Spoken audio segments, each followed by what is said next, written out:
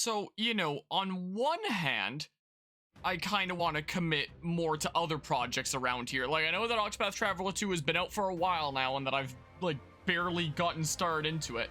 But part of me kind of wants to focus on other projects around here first. What? I love how it's not showing any of the chat except for my high, so it looks like I'm just talking to myself in the chat there.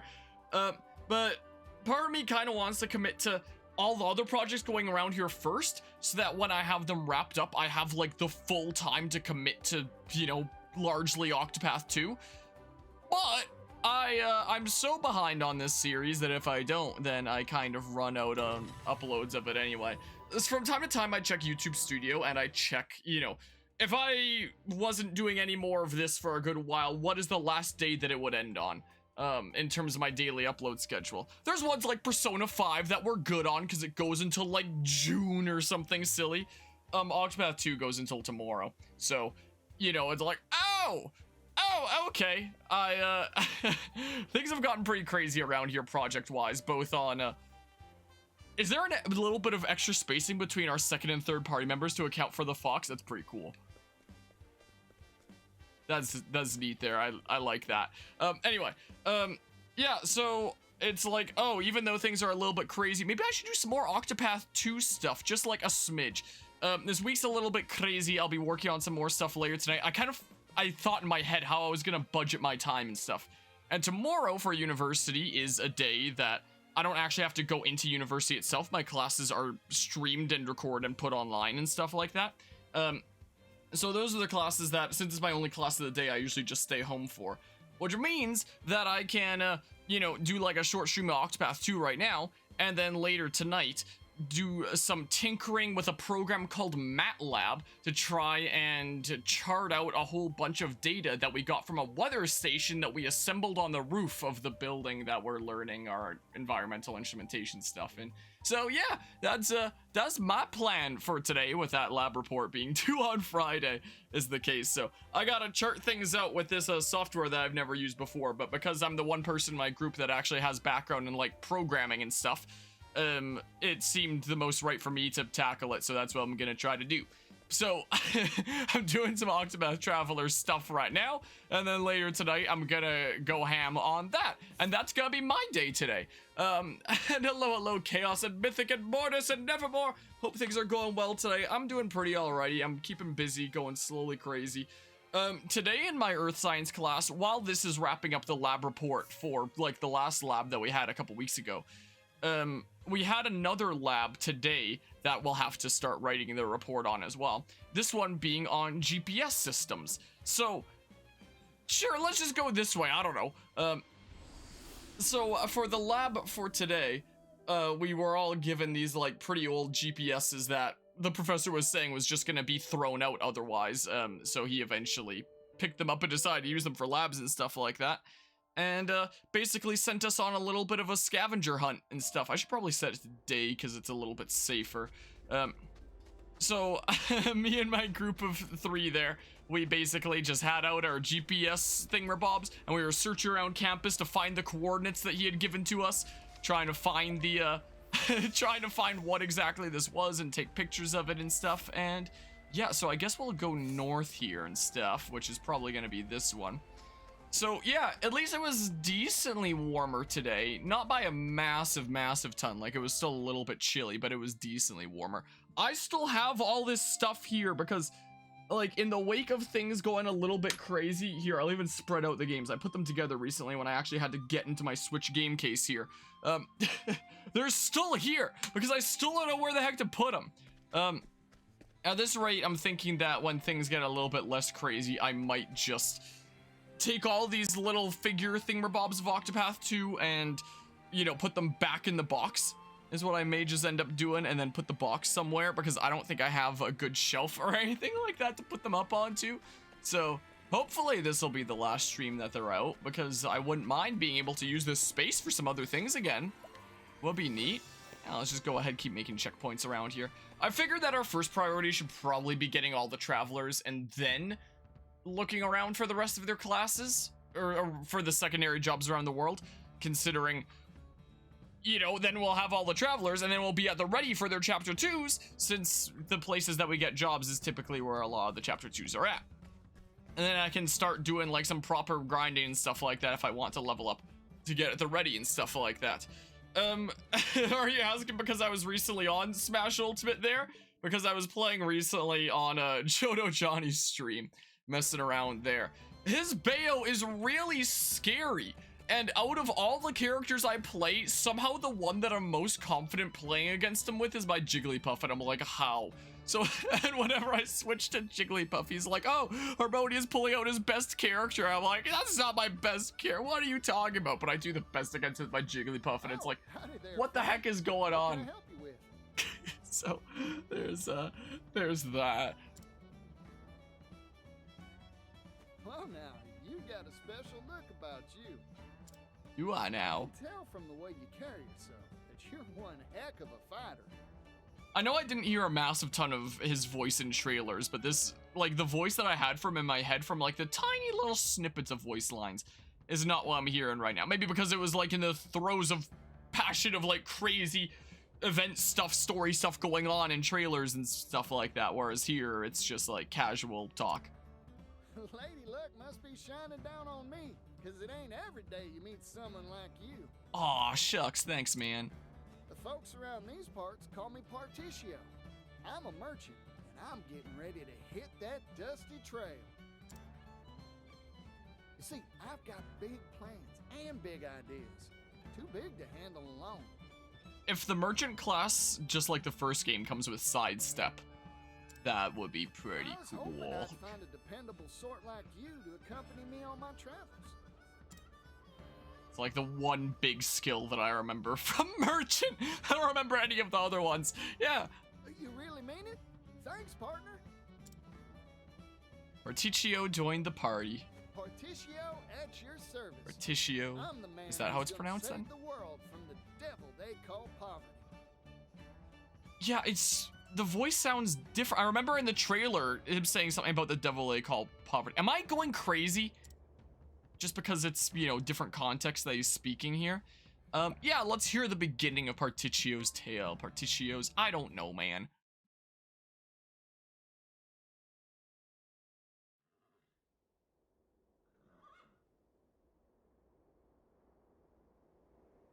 Oh, do I have to press A?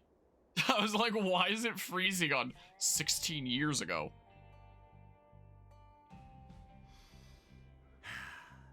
What do you think, Particio? What do we do with this land? What do you mean, what? There ain't scratch here. That's exactly why I'm asking, little chickadee. It's a blank slate. It can be whatever we make of it. Long as we got the skill and gumption anyhow. Wow, Pops. You sure got away with words. I know, son. Swipe that line if you want. Nah, I wouldn't do that. Even ain't right. A real merchant doesn't filch what they want. They buy it.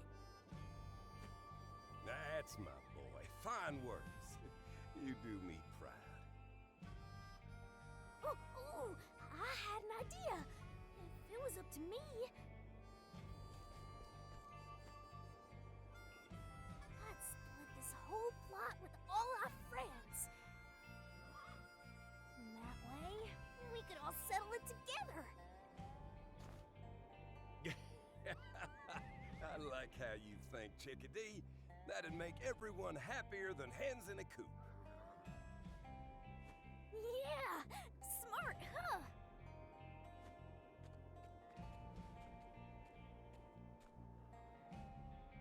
A fine idea, but we can't forget our business interests here. This land is an asset. We bought the deed to it fair and square from its former owner. If we want to divvy it up, Particio, we can't just give it away for free. Aw, come on now, Mr. Rock. No need to be stingy. We're here because we heard there was silver to be found in these hills. Rock and I pooled our money and bought the rights to these lands. That we did. Rumor was you couldn't take a step without tripping over silver ore.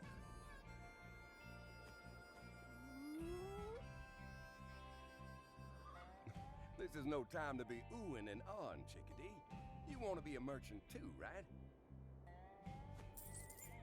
Then take these leaves and go buy us some silver. Gosh, I don't know if I'm ready for that. A merchant cultivates a discerning eye through knowledge and experience.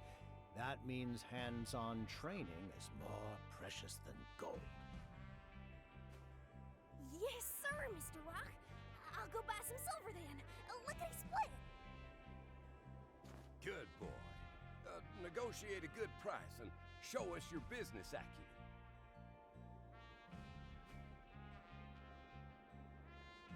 Are we gonna get introduced to his path action as a kid? Oh my goodness, we are. I was not expecting that. Find someone with silver. Okay.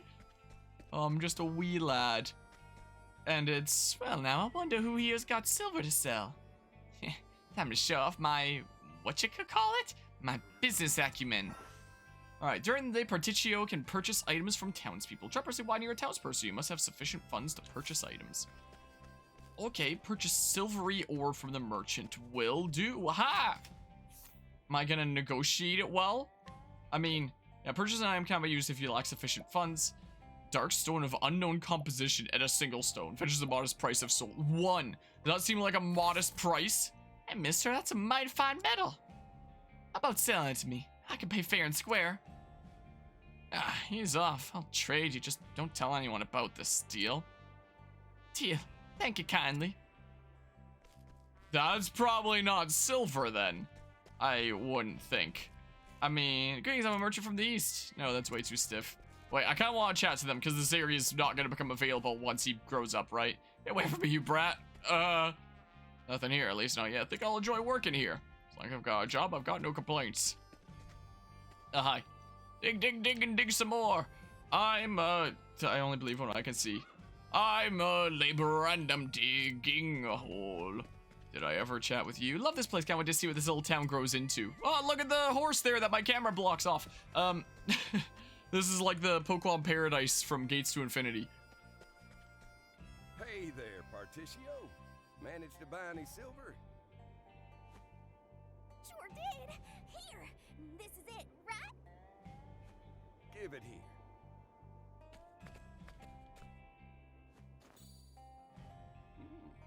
Whoa, now. This is some fine quality ore. You didn't even use all the leaves I gave you, neither. Your boy has a fine eye, Pap. He must have inherited his business acumen from you. Thanks. I bet we can earn a bundle off this. Good work, son. Bundle of what? Yeah.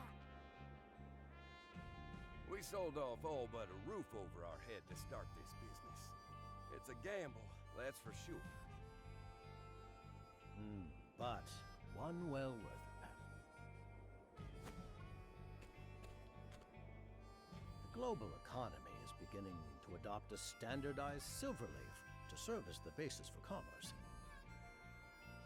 We're entering the age of silver. Mark my words. We're well positioned to earn a fortune. Right. We rise and shine early tomorrow to get digging for silver. Woo-hoo! I can't wait to get started, pups.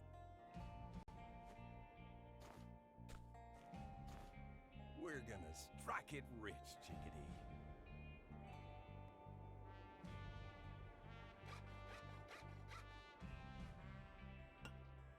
Alright, that's cool. The time lapse. Also, I feel like, considering Particio's motivations are destroying poverty from the world, that this venture is not gonna work out, if I had to guess. That there isn't silver here, that it's just the mysterious rock that we got from that one guy 8 years later. That isn't silver.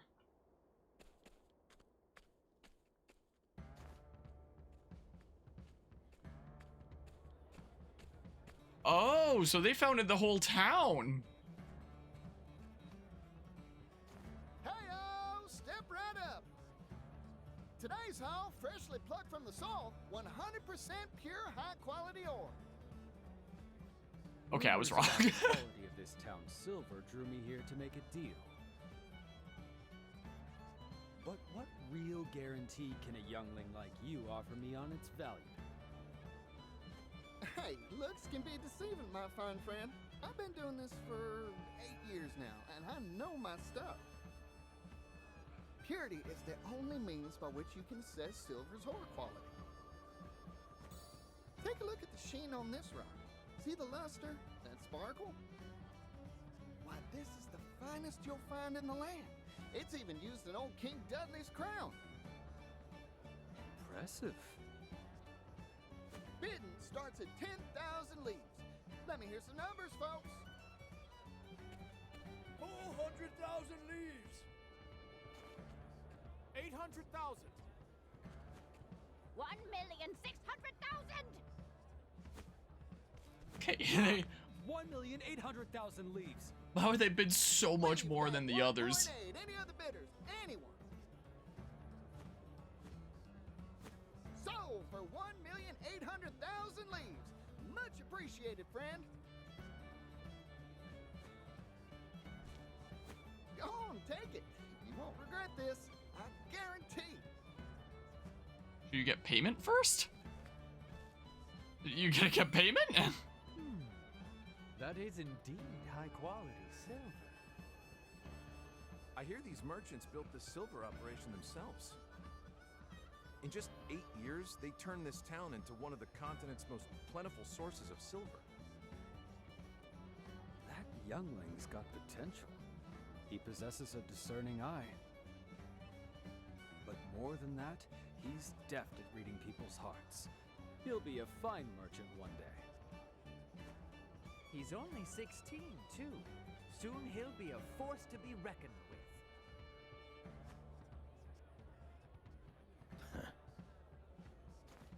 On to our next nugget. Let's get the bidding started.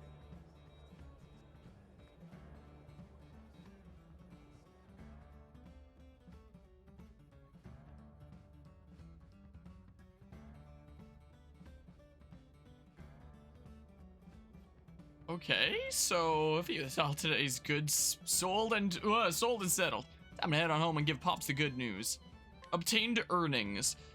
So I'd bet you that when Particio joins the team, he comes with no like massive amount of funds that you would presume that he would have earned while out doing his life here, I guess. Hi. Hey there, Pops. I sold a bundle today like always. That's my boy. Good work.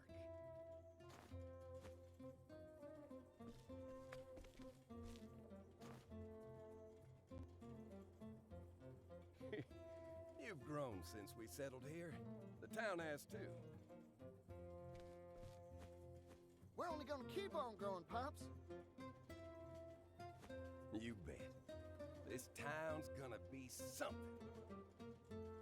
Just gotta keep on digging up more silver and making a killing.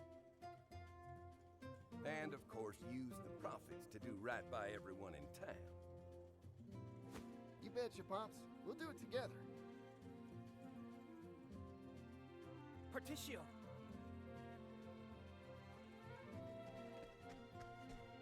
We've got trouble. That gang's stirring up mischief at the mine again. They're back, huh? Go on ahead. I'll catch up.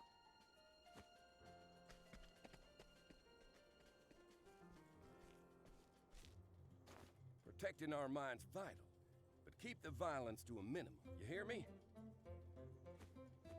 That's a deal I can't make, Pops.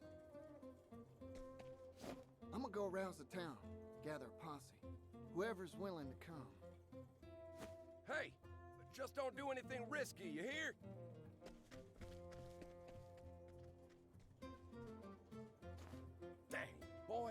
He's already gone.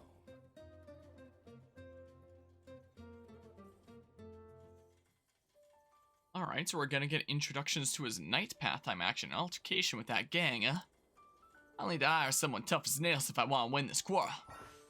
At night, Particio can hire townspeople into following him. Try pressing Y near a townsperson. You must have sufficient funds to hire someone. Okay, so it's kind of like Octopath Traveler 1, where it's like, you have the moral ways to do things and the immoral ways to do things. Like, in Octopath 1, it was, you could either allure them into joining you, or, did you have buying them off? Because I know that there was only one path action. Tressa had the ability to buy items from people. What was the one for getting people to join you for I don't quite remember. It's been 5 years. My goodness gracious. Hi. Yeah, Peddler. He has the skills Healing Grape, summonable 9 times. Sure. There, I've hired a hardy fighter. Right then, time to head to the mine. Oh, I only need to do 1? Oh. Okay. Well, neat. Also, what do you bet that we're gonna go to the mine and it's gonna turn out that the bandits that are causing trouble at the mine are just, you know, really impoverished and they have basically no other choice there. And this is gonna help lead to Particio's motivation to help bring an end to poverty. You know? Yeah, that's the way to go there. Man, the most authentic, real games are only things like Fire Emblem. I hope things are going well today. God. Let's see here. Let's go this way. Wildlands, Silver Mine, Danger level 1. And I think I'm probably just, yeah, level 1 right now. So probably a good idea to go around yoinking things, doing some random encounters, getting stronger. Yeah, I can't wait for that game to finally come out. I assume I go up. Yeah, it shows that on the map. Alright, so Merchant had spear and bow. Okay. Nice. So, let's see here. So you are vulnerable to both. Nice. Yeah, I'm gonna take some damage. Dig hole! No! Ow. Thought it was gonna work like Pokemon Dig, where you actually the next turn for a hot second. No! No, man! I could just do nothing this turn and then I get to act before you next turn anyway, but like, summon a companion to the battlefield. Characters who have recruited townspeople can summon them into battle. Summon townspeople will retire from battle after a certain number of turns has passed. If they still have turns remaining when the battle ends, they can be summoned again. Yeah, so like consumables there and stuff like that. Yeah, I mean, the UI is about the same-ish as the first game, but it has been 5 years since I played the first game. Arrow of Fortune, unleash a powerful bow attack on a single foe and receive job points. More damage you deal, the more job points you receive. Oh. Okay. So that's a thing, Bob, that I should do like while I'm grinding, right? Restore your own HP and SP and cure status ailments, huh? As Cleric and one Ophelis, you could collect people to fight for also the... Okay, yeah. I remember that now. Yeah, so Primrose, I know, had like the unethical option of allure to, you know, have a chance of getting someone to join you, and if you fail, then your reputation goes down. Whereas Ophelia was the one where you could for sure do it, but only if you were at like a certain level or something or other. Was the case. I remember now. Ha! Seems like you're all ready and raring to go. You look just as raring as any of us, boss. You bet I am. That lousy gang's really got my hackles up. The more we have, the more they try and take away. Those ruffians got the nose for coin, if nothing else. They're here to take what we worked hard to make, so no holding back. Yeah, they're good-for-nothing thieves. Let's get them good, boss. New face, ain't you? I'm counting on you to watch our backs. Take this. Think of it as a down payment. Ooh, the boss is doling it out again. You'd really give coin to a stranger you just met, Particio? course I would. Folk gotta help each other out if they want to make it in this world. Strange to think the Wild Stallion's got a soft side. Bartering or bruising, no one can beat Particio the Wild Stallion. Too quick by half to let go of his leaves, though. Quiet back there. Stop the muttering. Trouble brewing in the ranks, bucko?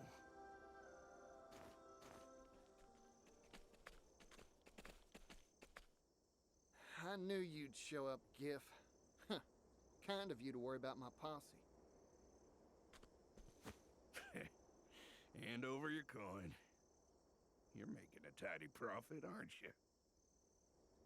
We do honest work in our town, and we get honest pay for it. That's why it gets my goat that you scoundrels think you can waltz in here and steal what we shed sweat and blood for. Why not try some honest work for a change? It feels good. Yeah! Give up being rascals and work like the rest of us! Laborers, all the same. Come on, boys, take them down. This world's about taking, and we're gonna be the takers. Yeah! That rat. He needs someone to cool him down. Listen up, fellas. We can't let this bunch of scoundrels beat us. Double pay for anyone who distinguishes themselves. Let's get to work. That's our boss. Generous as always. Come on! Let's get 'em! Howdy there, friend.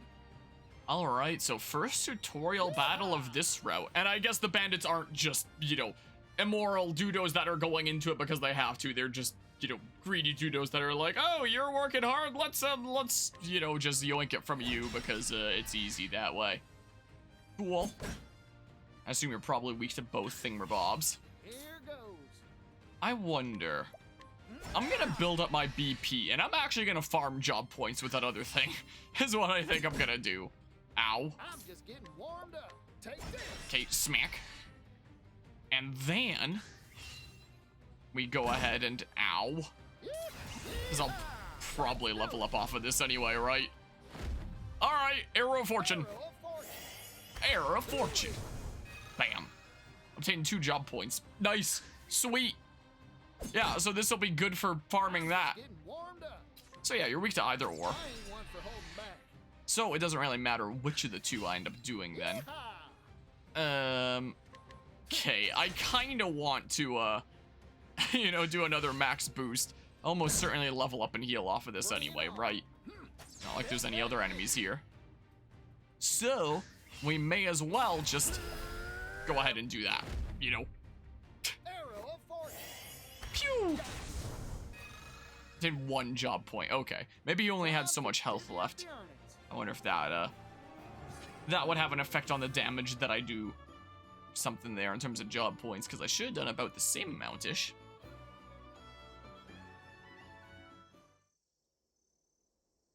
Ha! Not so tough after all, huh? Damn. Don't think you'll get away with this. Right. None of that cliche hogwash now. Retreat! We're getting out of here.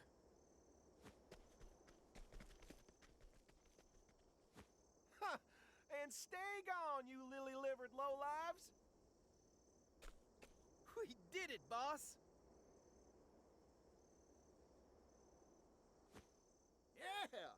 What a victory! Y'all did good, fellas. So what do y'all say we go and have ourselves a celebration? I say, let's make it a big one. You hear that, everyone? Food and drinks on Particio! Woo! That's our boss! Generous as always! Hold your horses. I didn't say nothing about buying anyone. Come on, boss. Hurry it up.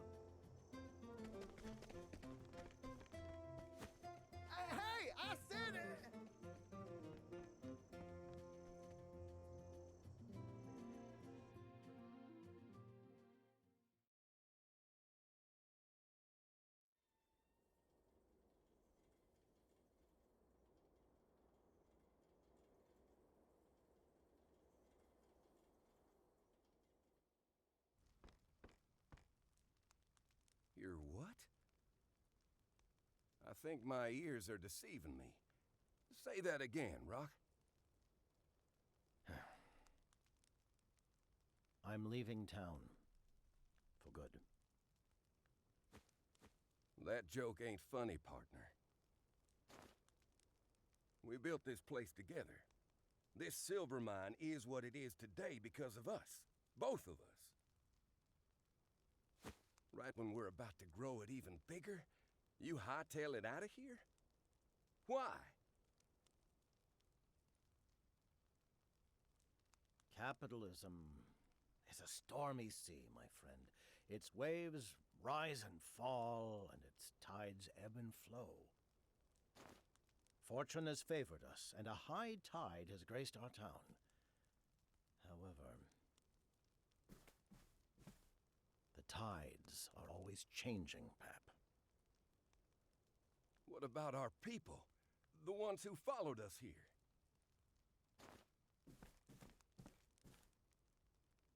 I'll leave you with one word of warning. You do recall the contract we signed when we bought this land 8 years ago? It has one crucial flaw. What's that? I'm sure you'll find out soon enough.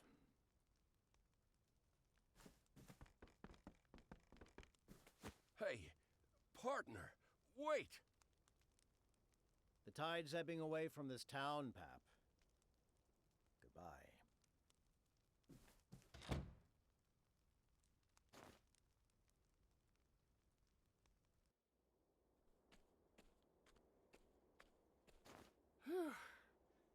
I think I ate more than I could stomach. This town's gonna get even bigger. All of us are working hard to make it so.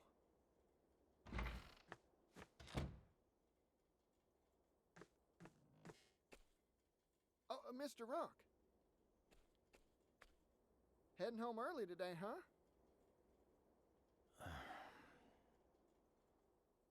Particio, may I have a word with you?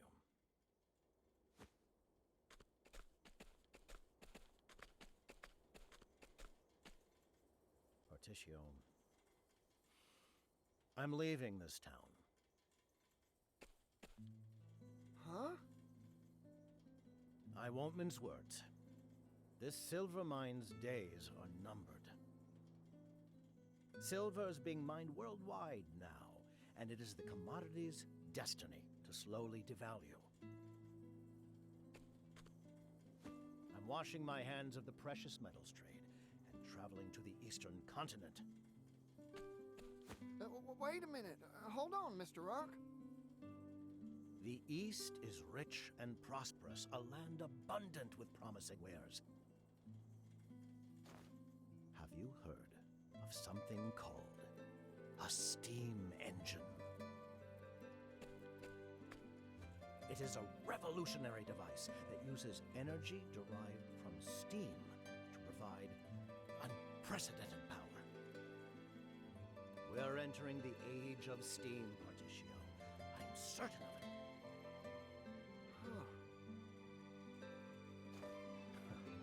Look at yourself in the mirror, and you'll see eyes sparkling with excitement. You have the spirit of a true capitalist. A golden opportunity like this has your blood pumping. Thanks for the compliment. Particio, I want you to come with me. I want your talent, your drive, your charisma. You possess a rare talent. I've traveled the world over and met few your equal. What do you say? Will you leave this town behind and join me on an exciting new venture? Together we can amass a fortune that would be the envy of the world.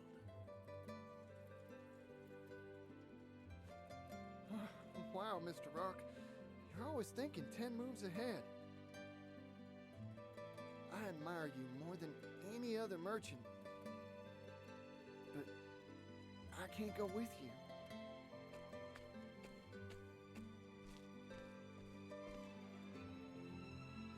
Right now, all I want is to stay and work hard with the folks here in town. I'm real sorry, Mr. Rock. Patricio, that sparkle in your eye tells me what's really in your heart. Your gaze is on the horizon, your spirit dancing at the thought of the potential business opportunities out there for you.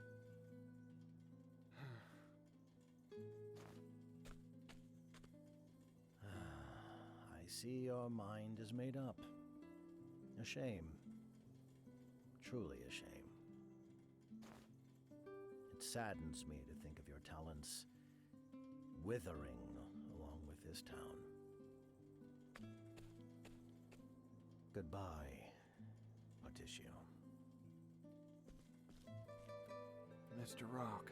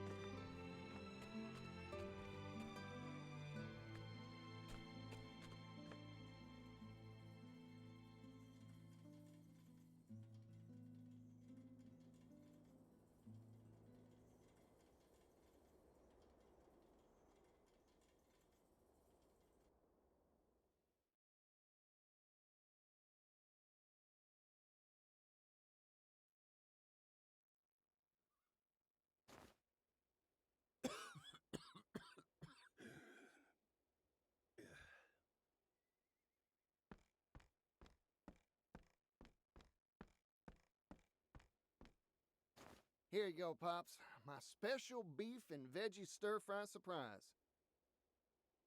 Oh, boy. Smells delicious. Hang on, Patricio. There's no beef in here. So you wouldn't really call it beef and veggie stir-fry surprise, now would you? I can when we're broke. We can't afford beef. So, fill up on the name, if nothing else. Please? Times are tough, huh? We dig and dig, pull up all the silver we can sell, and it only gets us enough coin for table scraps. That contract I signed, biggest mistake I ever made. The original owner of this plot of land retains the right to buy it back at any time they so please. I can't believe I didn't notice that fine print when I signed the darn thing. That rotten landowner let us do all the hard work building this place up, and then snatched the whole thing back once the silver started taking off. Since then, all the profits from the silver we mine get sucked up by that leech of a landowner. I ended up pushing myself so hard trying to turn a profit, I drove myself into the sick bed. Eat my share, Pops. Merchant's health is the seed capital, and you need all you can get. Fine words. When'd you get so eloquent, chickadee?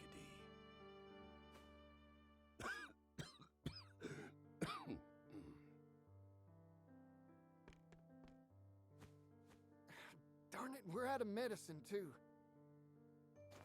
Hold on, Pops. I'll go buy you some more pharmaceuticals.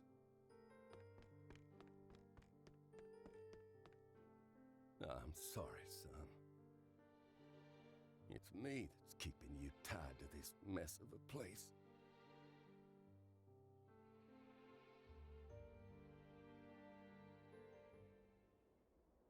Alright, so definitely not the way that I thought it was gonna go. I thought that it was gonna be like a sham, like there was no silver here, and that's why Patricio was gonna be like, yeah, I'm gonna take out that devil called poverty from the world.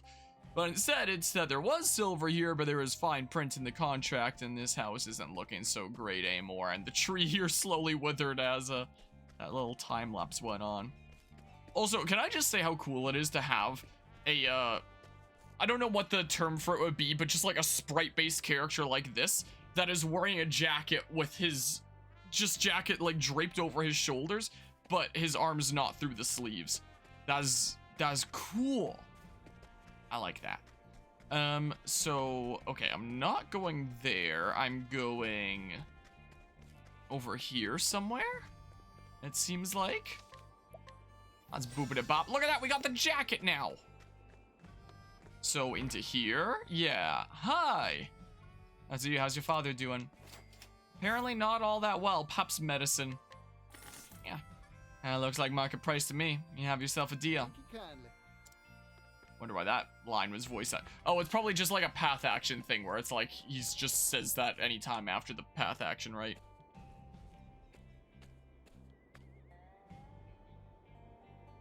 Howdy there, fellas. Getting on well?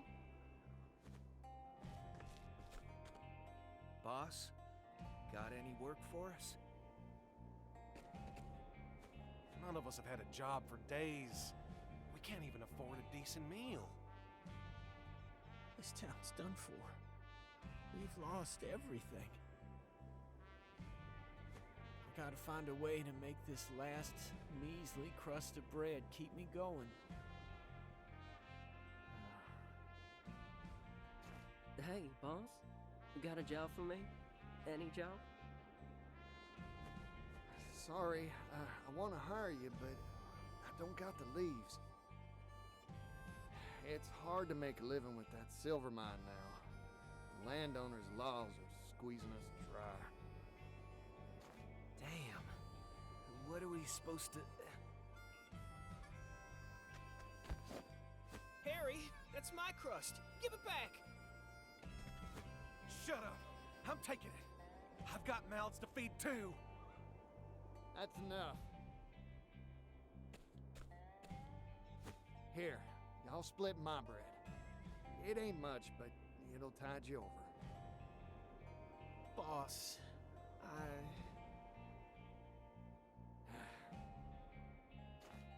Damn. Sorry, Harry. Sorry, Nikki. It's my fault you're suffering. If only I could make things better. If only I could look out for you. Never imagined it'd end up like this. I never knew what a devil poverty was, or how much pain it could bring.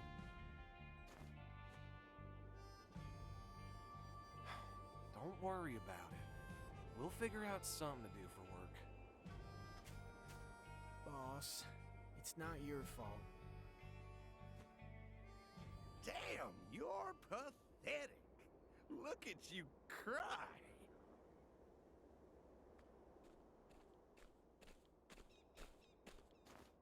Now stop with the waterworks and pony up the leaves, bucko. Giff, as if today couldn't get any worse. Smart of you to toady up to that leech of a landowner. The most important thing in life is figuring out whose side to take, bucko. You haven't forgotten that contract from 16 years back now, have you? A merchant like you should understand the power of a flimsy piece of paper. What do you want, Giff? I got a message from our benevolent landowner. Tax on silver's going up. Lucky you.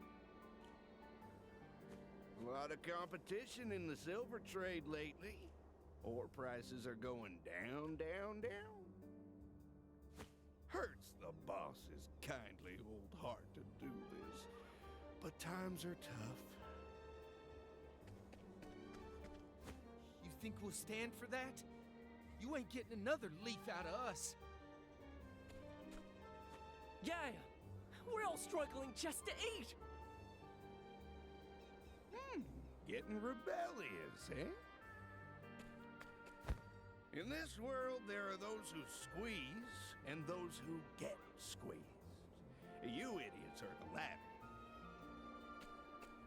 You're nothing but lemons to me. Your job is to get squeezed into lemonade. You.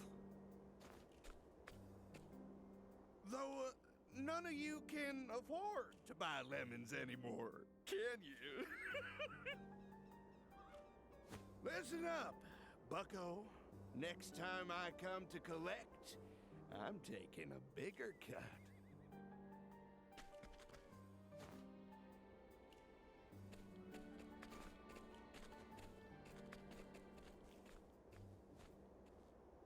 Boss.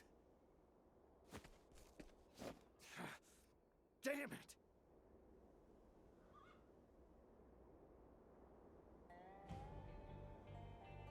Yeah, that Dudo's not very nice then, is he?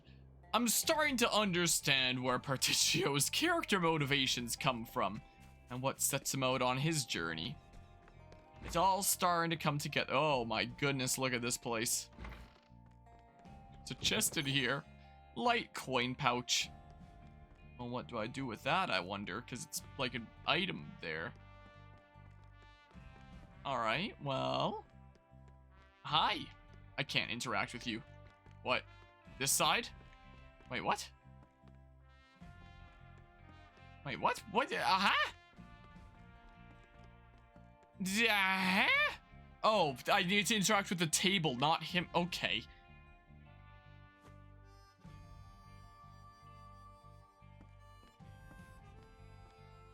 Hey, Pops. I'm back.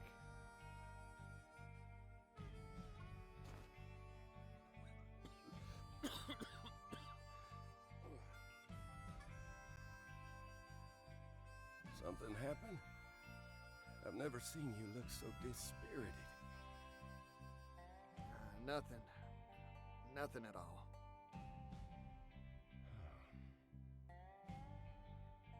Particio, I won't pretend to know what's got you down, but here's a word of advice. Why not just go for it? Do whatever it is you want to do most.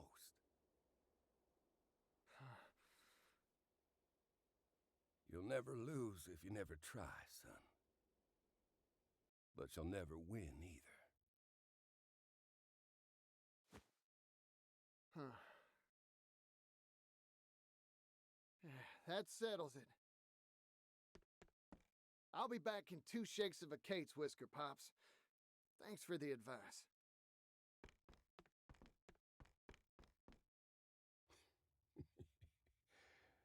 Kid's face lit up like a miner's lantern.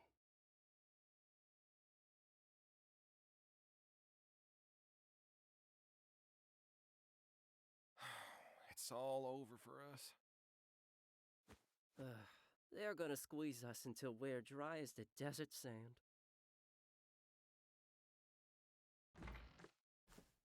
Fellas, listen up. You wanted a job, and I got one for you.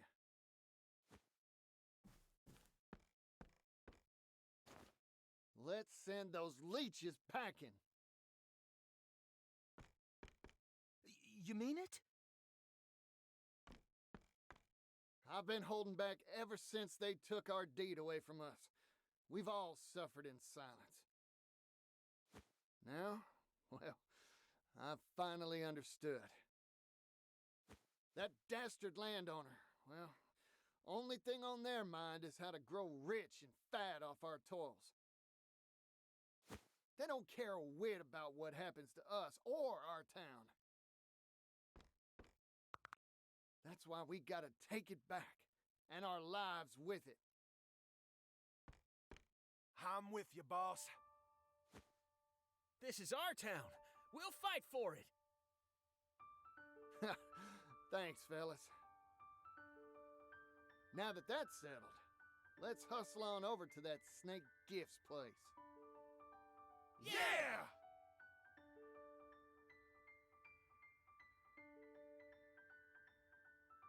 Make for gifts, man, say, or however it's pronounced. So this is the proletariat rises up against the bourgeoisie scum colorized? Is that what's going on here? It seems like. Why the music suddenly cut? Oh, I guess because we're going into another area. So, hey, this chest is back. Or I guess it's so many years later now that it's a different chest there. And I assume I probably actually go around this. Oh, okay, there's nothing that way. So are the others in theory with me even if it doesn't show them? Like they'll be there in terms of cutscenes and stuff, I imagine.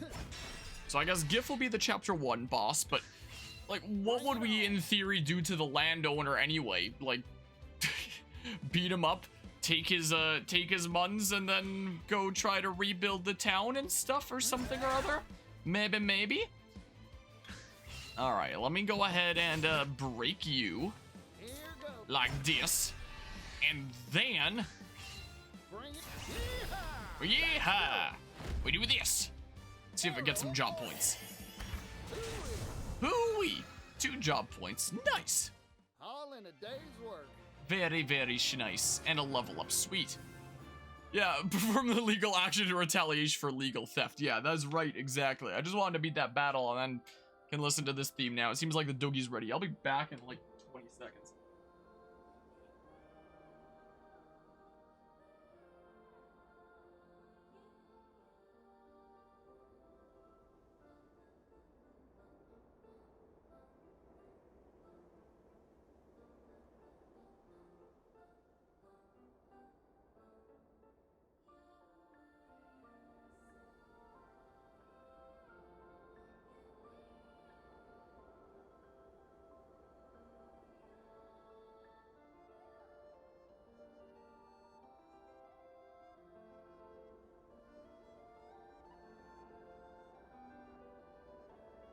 Make my grand return.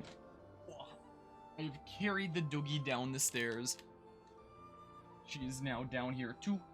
Gonna get settled, explore around a little bit, and then probably come in here. Alright. Let's just see. Oh, so we can go across a bridge? There's a thing here first. So I'll grab that light soul stone. So yeah, head on over this way. This is a really beautiful game, you know.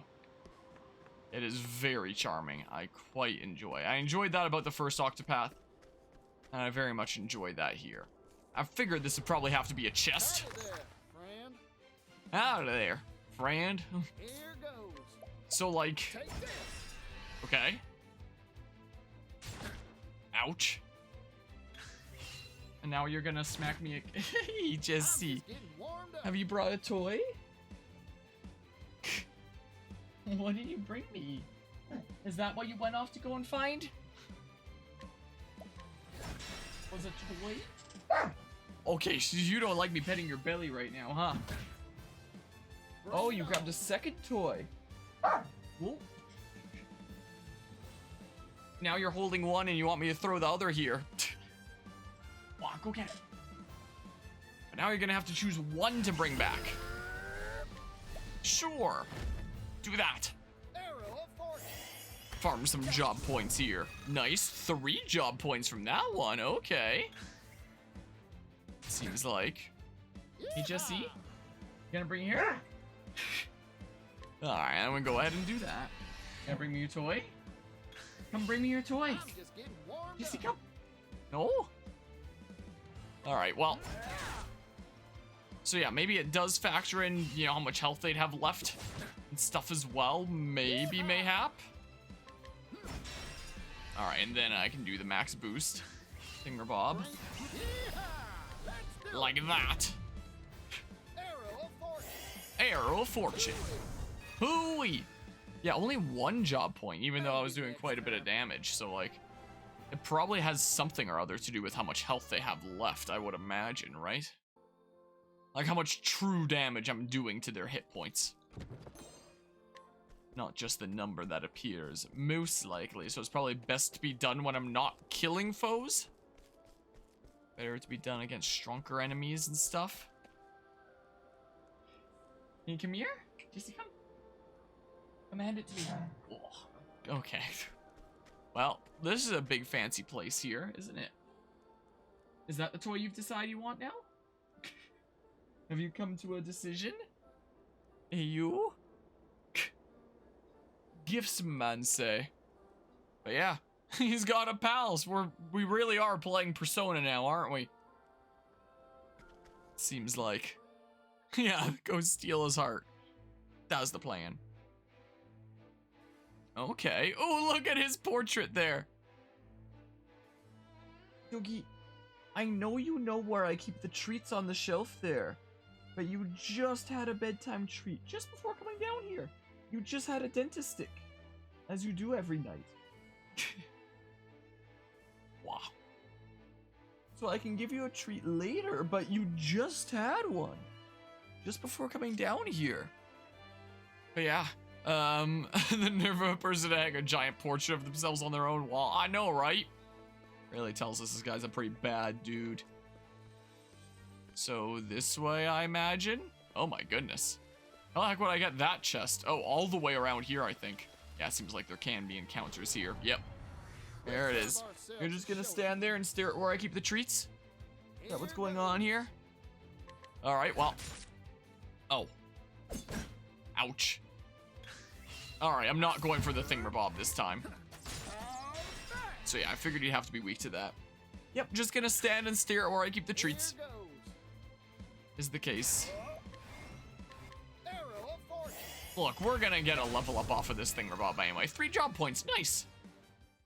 Very nice. Sweet. And we'll heal off of that. You.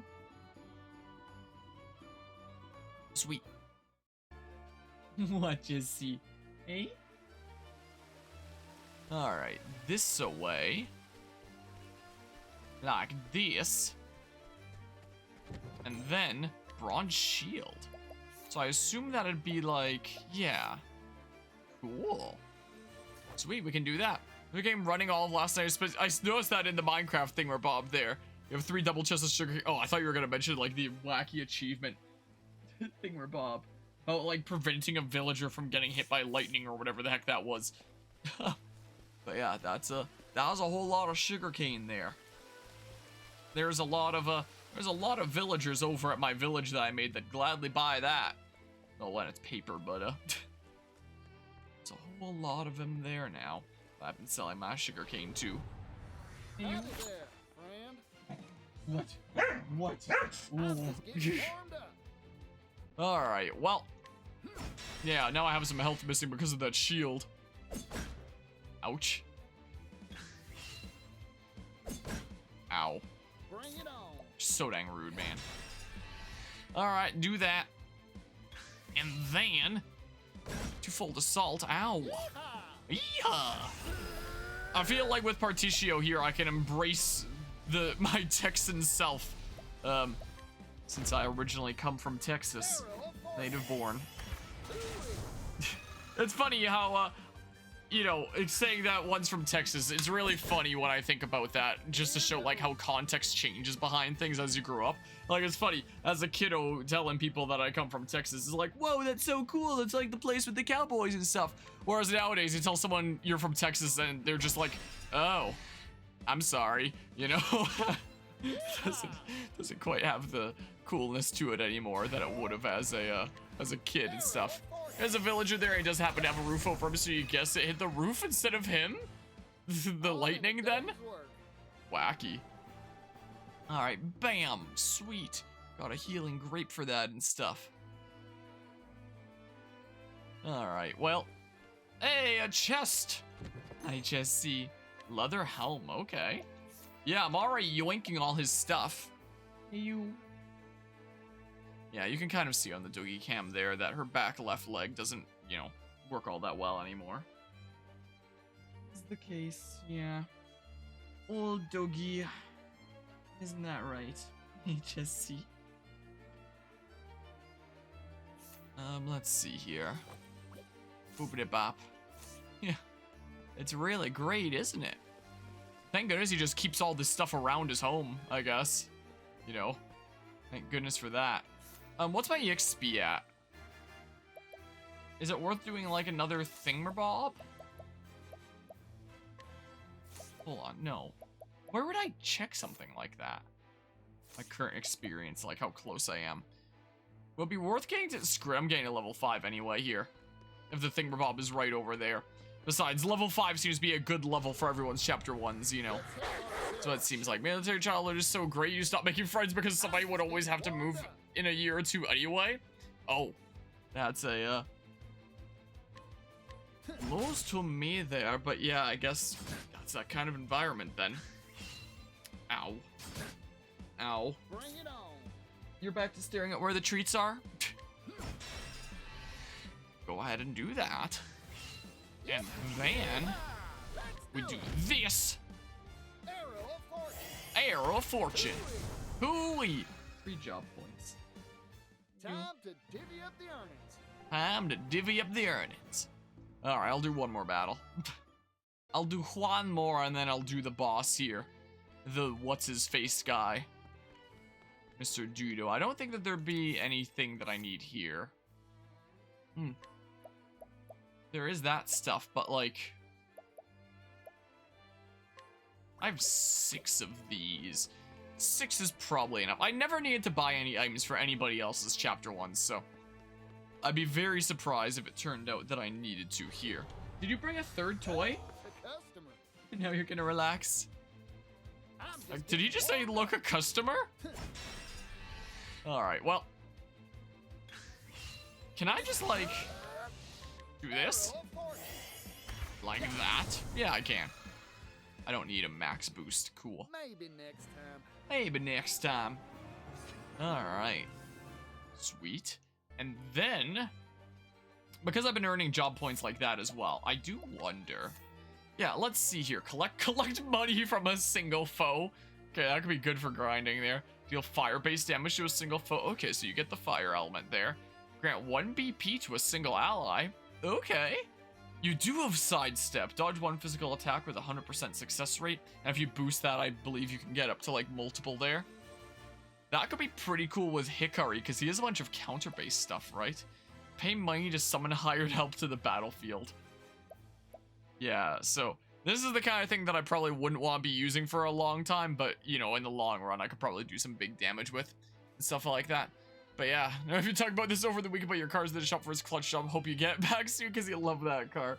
Hopefully it turns out pretty alrighty. Hopefully everything with the clutch is a-okay. My neighbor kind of wore out their clutch and did not exactly go super well. I think it's all fine now, but...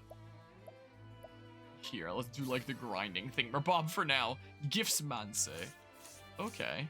Yeah.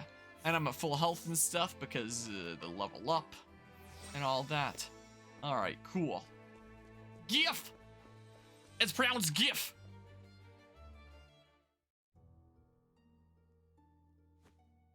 Did you see the tears on that fool's face earlier?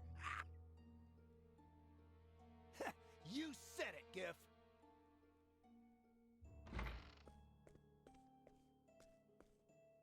Excuse me, Gif. Huh? Look who it is. I'm moved. I am. Came to give me what you owe me early? Huh. Something like that.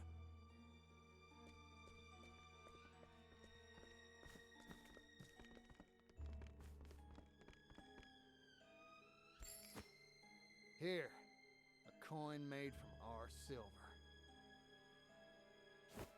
One measly leaf? You trying to insult me? You're the one insulting it, you rotten scoundrel. Every fortune's made from a pile of these. The little guys.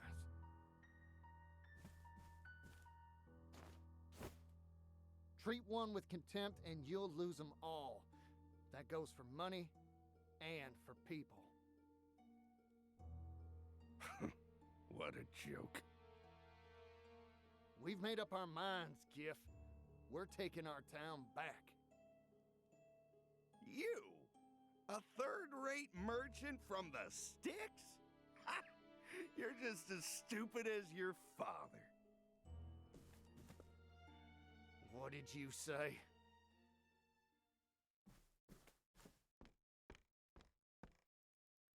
The original owner of this plot of land retains the right to buy it back at any time they so please. That bit of fine print wasn't even in the original contract. The landowner slipped it in at a later date, all quiet like. Your gullible idiot of a father never even noticed. Thanks to you, we've lived fat off the hog. Earned ourselves a mine and a bunch of fool miners for next to nothing.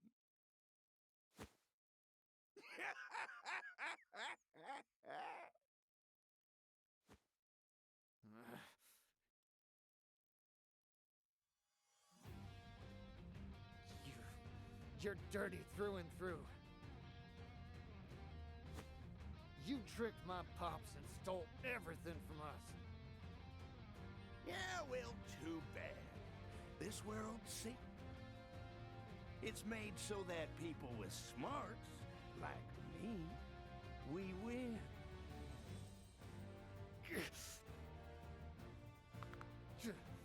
You've done it.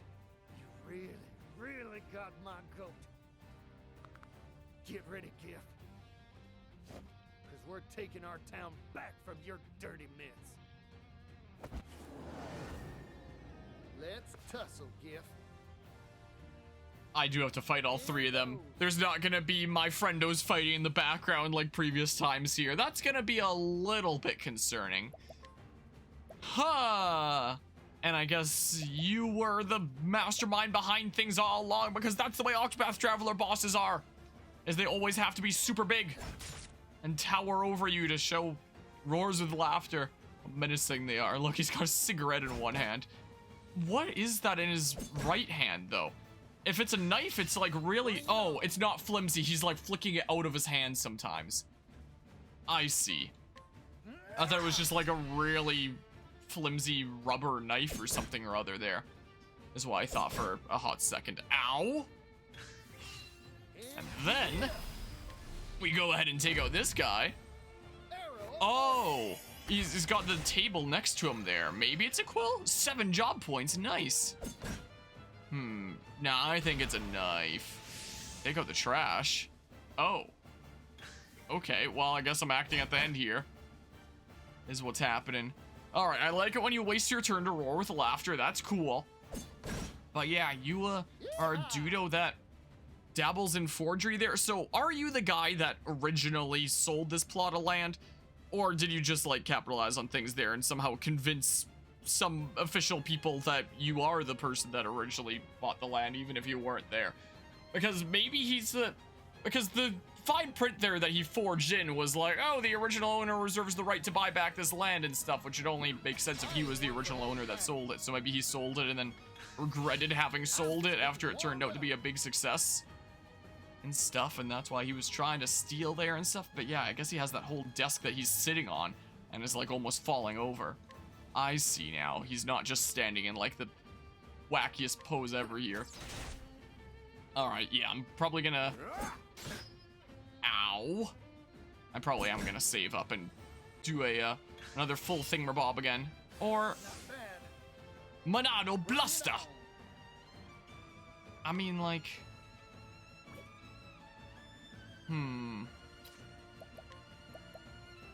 He might not even have all that much health left. I probably want to save my big ones for, you know, the main big boss and stuff. So I can probably just like, hold on, let's find out your weakness first. That's what we'll do. But yeah, gosh darn it, Glumon took us to the desk. That's his real struggle here. Ow. Special bonus. What? Uh-oh. Okay. Well, Take this. go ahead and do that, and then we break 2. I might actually lose here because I did that. I'm actually still okay. Well, go ahead and do that because I kind of need to. All right, well. Darn. I'm just getting warmed up. Well, then it's probably smarter to attack you here than to break the first guy. I would say here, considering the turn order. Ooh, nice! Bring it on. My attack is still lower, but I also have my full boost now. Yeah, just have some emergency pocket grip. Screw it, I'm doing this anyway. I hope that he's almost down. And he's not. Wow. Maybe I will do a full thing after all? Maybe. Well, guess I'm not. All right, he's down. First guy is down there. Yeah, I mean, it's definitely pretty handy. But do you mean like pocket seeds for PMD? Oh, nice. All right, now we focus on this guy. Ow. Bring it on. So go ahead and poke like that. You just keep on missing. This is great, actually. This is fantastic right now. Are blue oranges you've discovered? Oh? You what now? Hey, Jesse. Hi. Special bonus. Well, ow. Bring it on. And then, if I broke you right now, then I wouldn't be able to do like a max boost thingamabob against you, so I'm just do the one, I guess. Unfortunate. Ow. Ouch. Yeehaw! And then I need a thingamabob from just that guy, right? Ow. And then I'll just eat one from this dudo here in a hot second. Okay. So go ahead and do this. The Arrow of Fortune. Bam, nice. 6 job points. Sweet, I'll take it. Shucks. Alright, I can probably eat one hit here. So are you weak to... Yep. Ouch.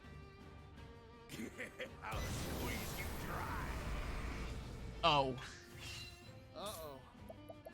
Well, I guess I'm not defending here. I basically have to do this. Well, let's hope he doesn't do too much damage when he does this. Okay, not too bad. Yikes! Here goes. My goodness gracious, man. Alright, so we can go ahead and do that. Bring it on. And then we do this. That breaks 2 of your things. And then we do this, like that. I wonder if I should try yoinking money from him, how much I'd get. Alright, look at that, 7 job points for my efforts. Sweet. Hi, Jesse. Nice if they went back to missing. Would be pretty cool. Come on. That all you got? Can't believe trash like you was giving me trouble. Hey, morons! Stop slacking off! Oh, no. Get over here and finish this fool! No, not reinforcements. Call for help? I didn't think I was playing Fire Emblem. Fine by me. I'll take you all on. Oh. Here goes. Ah, yes, and then my thingamabob gets unlocked. My latent power. Little. Ouch. Gonna be some more dudos here soon, Shucks. it seems like. I could break him here, but like, I kinda need my BP. Why'd the audio cut out for a hot second there? OBS says encoding overload. There's nothing on my computer that's like eating up CPU or anything. Is it? Apparently not, according to Task Manager. Alright, that was weird. That was strange. Oh, alright, that was a lot of misses, sweet. Alright, this is perfectly fine now. Should be, right? Because, thank goodness you can't just, you know, miss. Alright, unleash Partitionio's latent power. And you can instantly replenish your BP. Oh? Shucks. I guess I can't do it right now because it's BP's fault. Let's do it. Interesting. Do another Arrow of Fortune, hope that I can take the next hit. Pew. 7 job points, cool. And then, please. Oh, come on. He had to do that one? Really? He could have done any other attack, but he had to do Hasty Throw.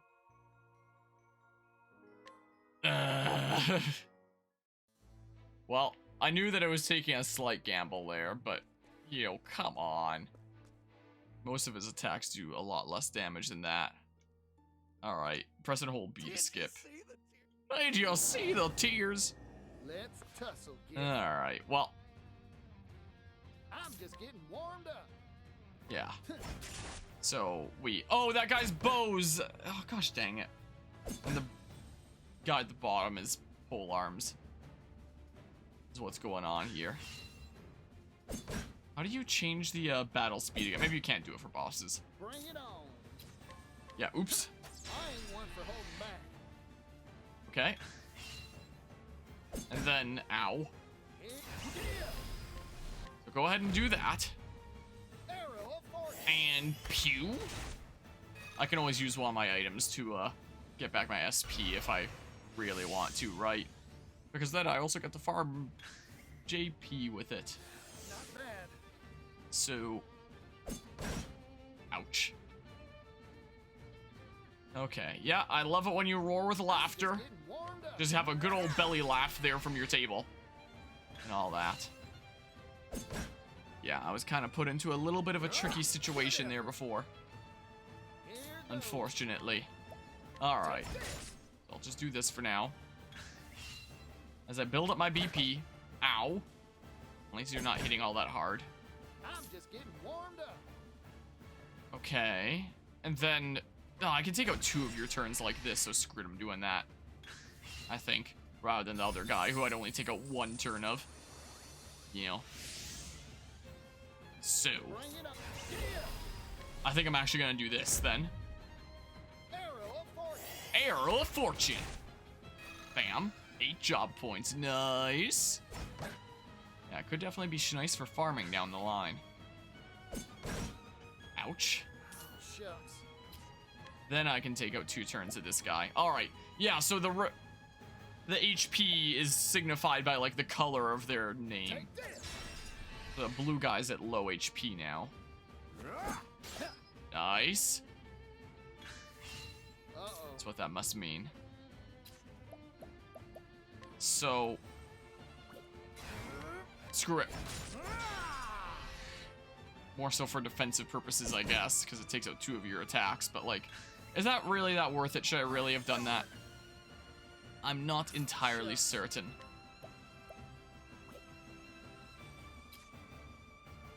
They're all gonna get to act a whole bunch before I get my next action, so, I'm doing this. Yeah, I guess I'll play it a little bit safer after last time. That's what I'll do. Because, yeah, look at all those actions they get now. Ow. Ow. And he's roaring with laughter. Alright, cool. Alright, that's a-okay there. So then we do this. And then... Ouch. Alright, it's nice that those continue to miss a lot of the time.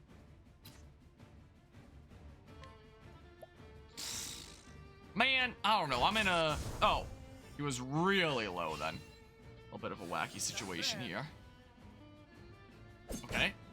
So... I may as well do this into this to destroy 2 of your turns instead of 1. Like that. Special bonus. Whoa, a special bonus? It's like the best video game reward of all. Sure. Oh, I guess his HP is low. It was showing by the red there. So, I mean, there he goes. Yeah, just 3 job points from that. I probably could have just max boosted with normal attacks and stuff. So... Bring it on. Yeah, because you're about to act here anyway. Bring it on. So do that. Ow. Rude. And then we poke. Hasty throw. Yeah, so we get to that attack available, and I should stop being as risky now that he is the option to do hasty throw. Not let that take me out again. Yeah, I prefer it when he does hit the mark. That one's a lot better for me. Alright. So do that. And then... Arrow of Fortune. Like this. Pew. 7 job points. Sweet. Alright. Alright, that turned out pretty alrighty there. I do wonder.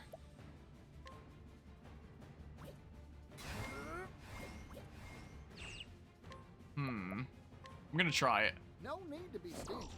Oh. Oh. Dang it, man. Ouch. No. No. Here goes. No need to be stingy. Come on. 52%, huh? Bring it on. Well. Bring it on. I'll pound you into lemonade. Ouch. Pound you into lemonade, he says. Just getting warmed up. No need to be stingy. Aha!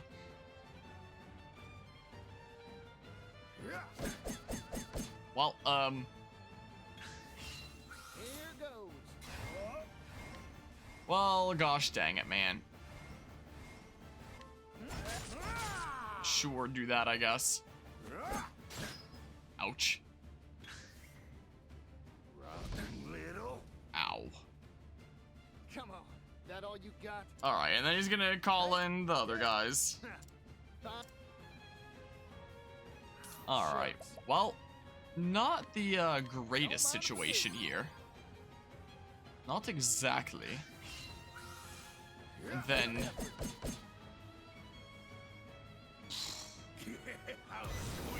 Well. Well. I kinda gotta do that. And then, yeah, that. Kinda wanna save it, though. You know.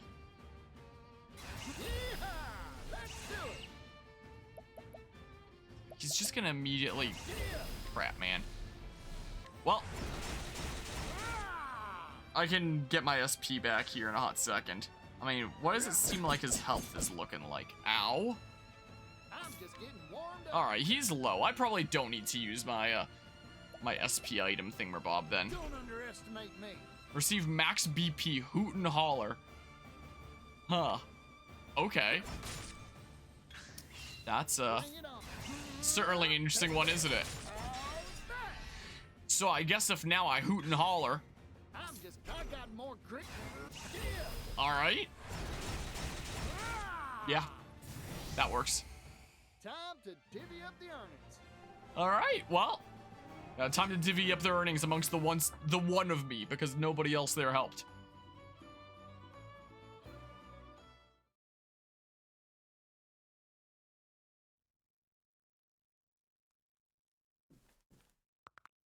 Well now, made your peace? Wait! Spare my life!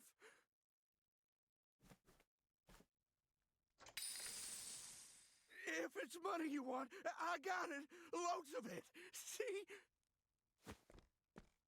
Whoa there. Silver. So this is where you've been hiding all the coin you swiped from us. We can rebuild our town with this. You won't blame me, right? I was just following orders. That's so. Then fetch your boss. I'd like to have a word. I can't do that. No one's ever met him.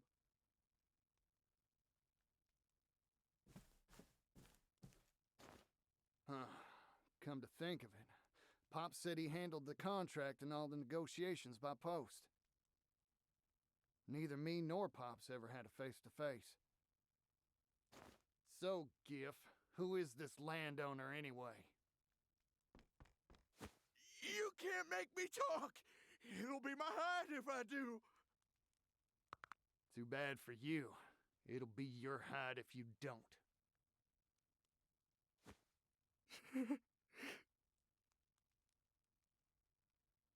Rock Brilliant. The tycoon himself.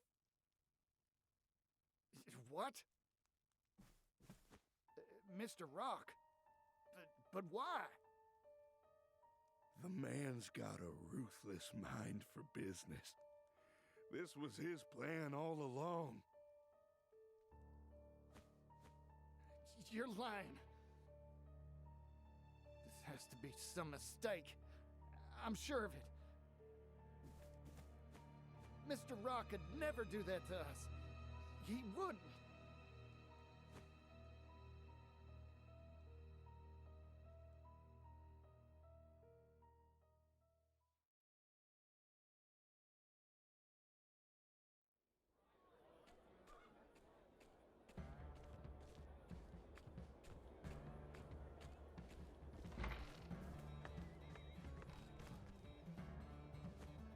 When was the last time the store shelves were so well stocked? Life's returning to our little town.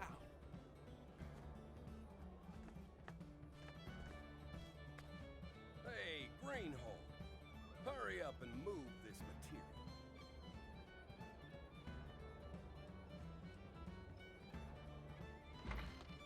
Yes, sir! We're gonna work you hard until you pay off your debt, you hear?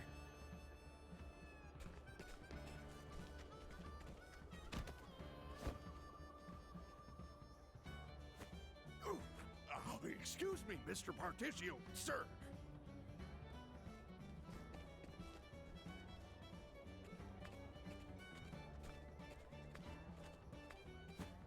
Pops, you fine to be walking around? Yeah, thanks to you. I'm too busy to be dead. I'm distributing the wealth stolen from us back to the townsfolk. And life's starting to come back to our town. Yeah, it sure is. Oh, I almost forgot. I made arrangements to get the materials you wanted. Woo, you're a lifesaver.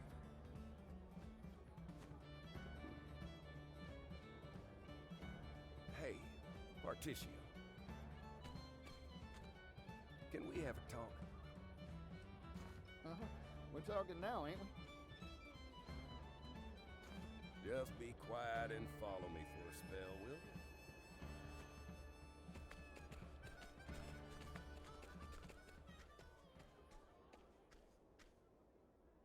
It's been 16 years since we settled here. We started from nothing and had our fair share of ups and downs. Yeah, you could say that again. Pops, Mr. Rock, he... I don't give a hoot about Rock no more, son. He left us in the lurch. I don't ever want to see his face again.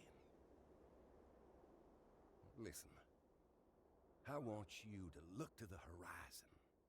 You've got a bright future ahead of you. You're gonna be something, if I reckon right. Something too big for this little town to contain, even if it wanted to. Pops? Don't worry about us anymore. We can get along just fine without you.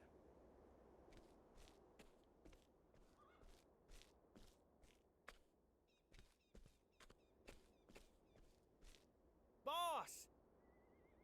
Particio! Boss! You've got too much potential for our little town. It'd just go to waste here. That's why I want you to hit that dusty trail already. Get along, little chickadee.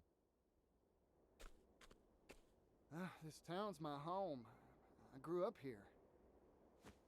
But to be honest, as the day is long, I've wanted to see the world for a while now. Ever since Mr. Rock took off and left us.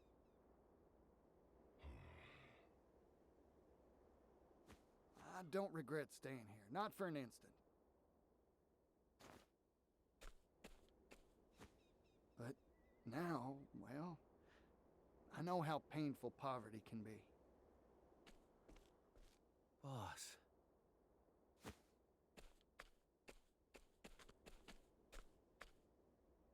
We managed to weather our troubles here, even if just barely.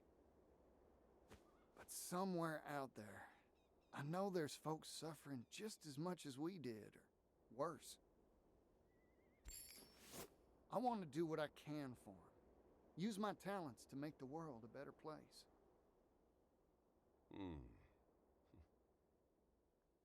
Being a merchant ain't just about making bundles of leaves.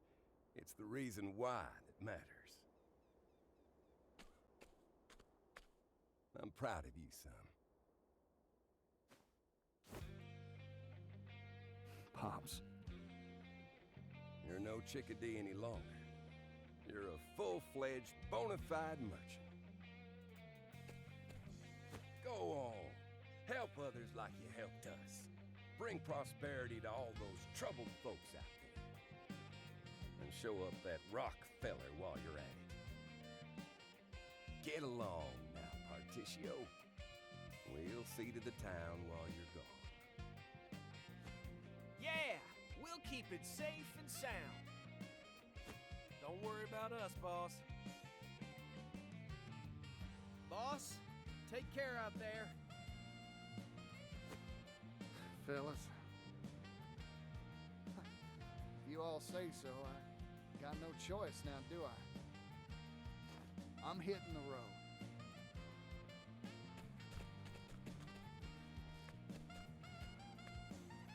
I'll be back once I eliminate that devil called poverty from the world.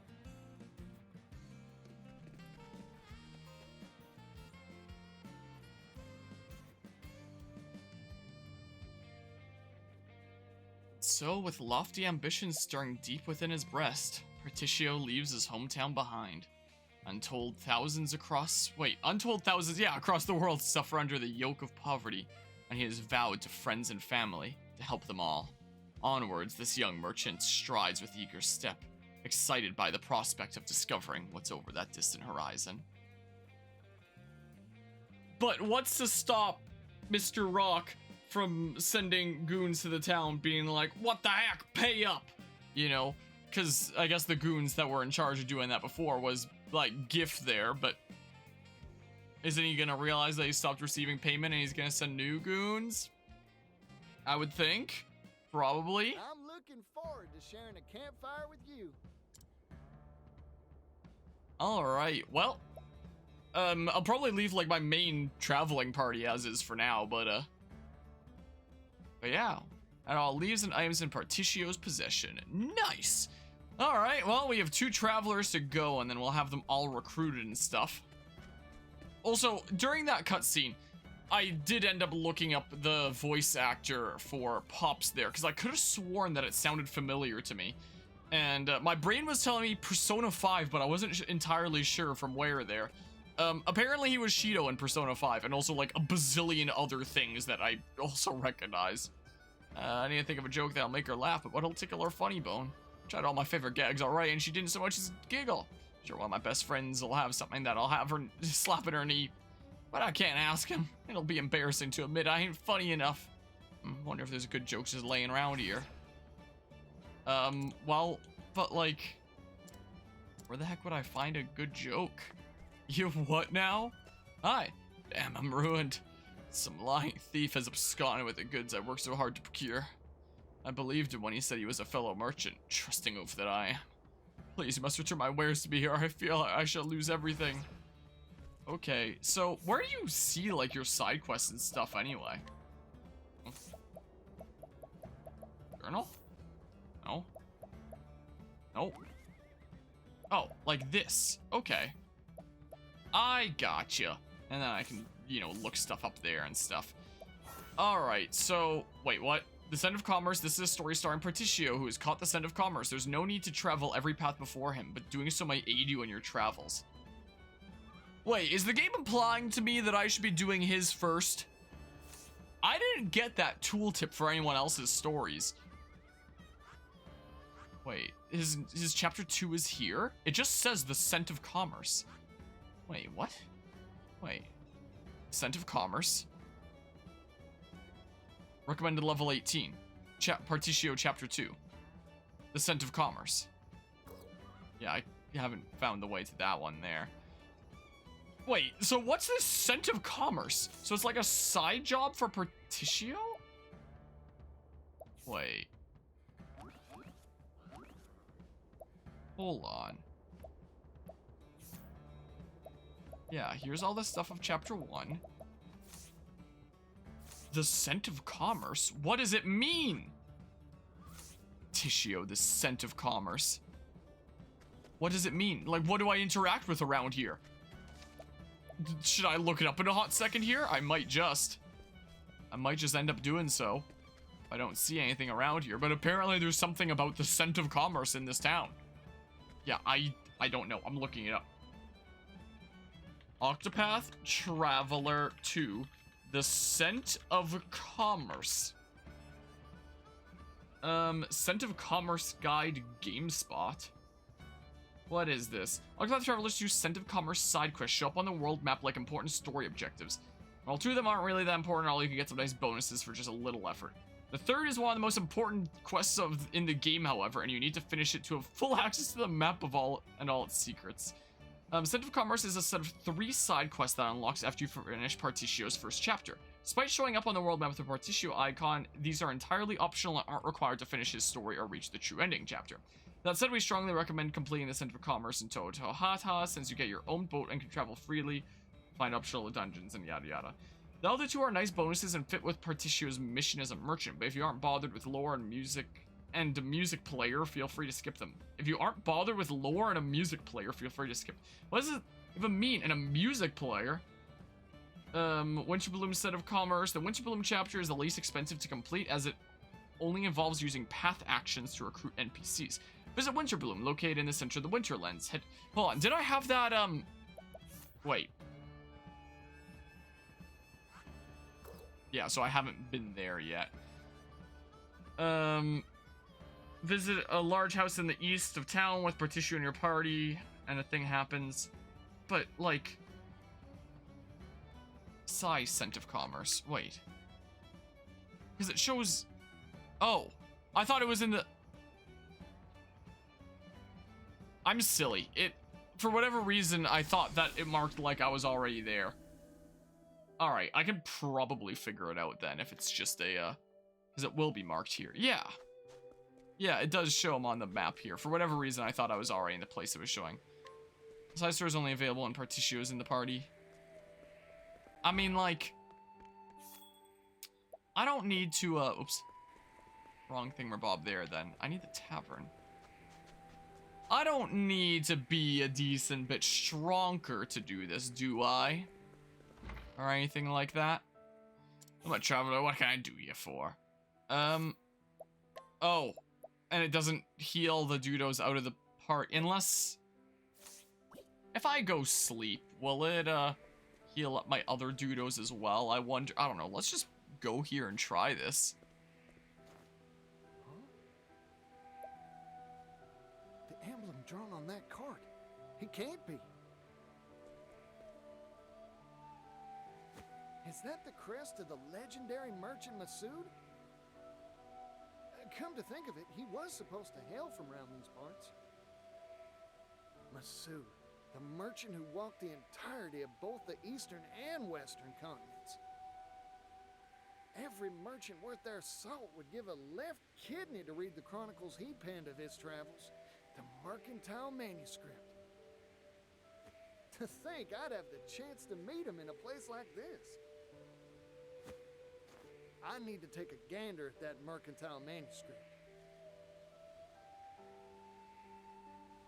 So, we need to take a gander at the Mercantile Manuscript in that case. Wind Soulstone. It's locked. Oh. Who are you? Howdy, you're the legendary merchant Masood, ain't you? Oh, there's something I'm dying to ask you. It's polite to introduce oneself before shouting questions at strangers, you know. Oh, pardon me. Particio, at your service. I'm a merchant.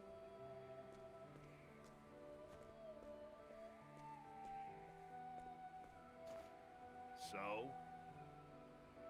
What What does Particio the merchant want with a retired old man like me? Oh, I've heard stories about you ever since I was a chickadee.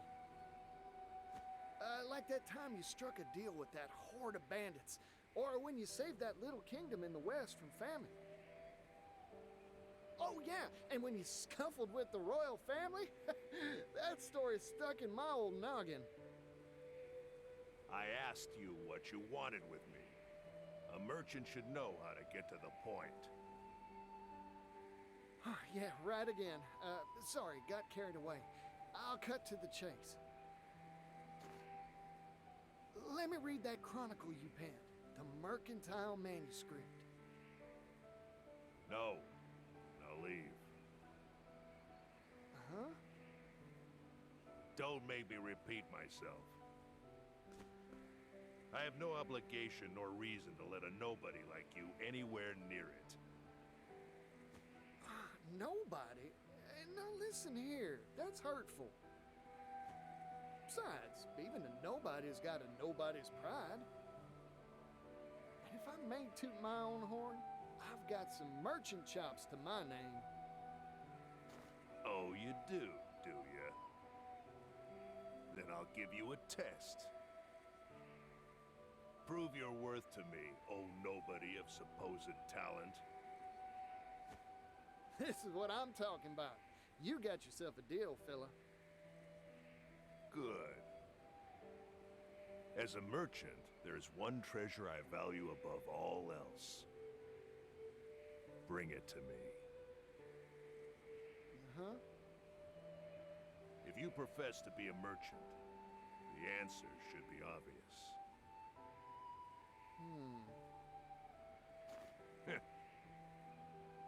Of course, if you think this test unfair, you could just give. Interesting. I always stock whatever it is my customer's looking for. That's my merchant's creed. I promise, I'll figure out what your treasure is, fella, and bring it right here to you. I'd very much like to see you try.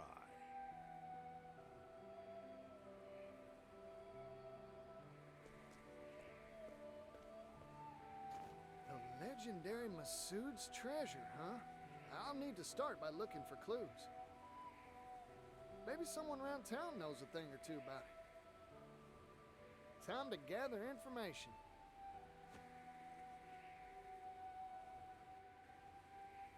Alright, so I guess we're gonna look on into things. It still shows his icon, like, in the top right there. But, yeah, I can bribe for useful information and stuff, but, I assume if I go back right now, I'm not gonna be able to, do much. Yeah, I can't path action. As a merchant, there's one treasure I value above all else. Bring it to me.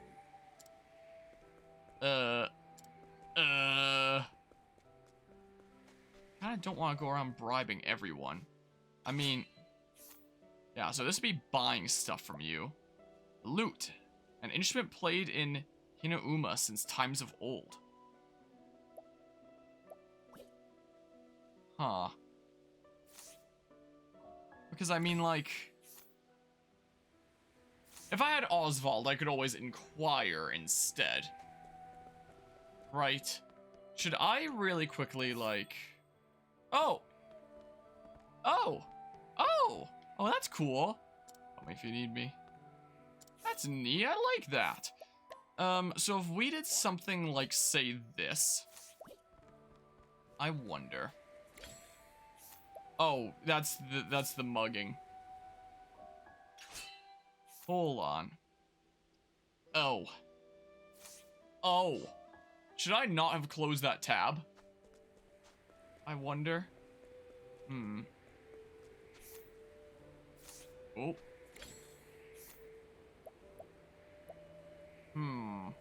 Befriend. Mug. Hire this person.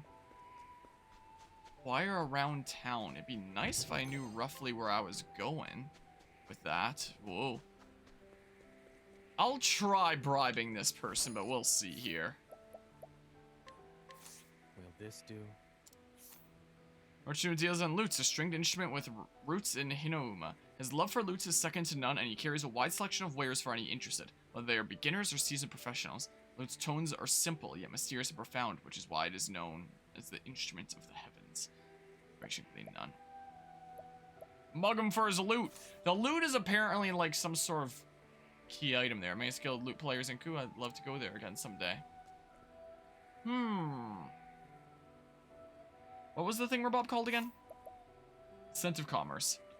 Octopath 2 Scent of Commerce. I'm gonna look it up again, because my resources are very limited at this point. I don't want to go around bribing everyone. You know, I could always save scum it. But meh. Let's see here. Scented Commerce inside takes less time to complete, though it's a bit costly. It kicks off once you arrive in town with Particio and your party. He notices the insignia of a famous merchant named Masood and wants to meet him. Masood is his king, yada yada. Change time to night, go outside, and hire Masood's daughter. Wait, what? Get Masood again.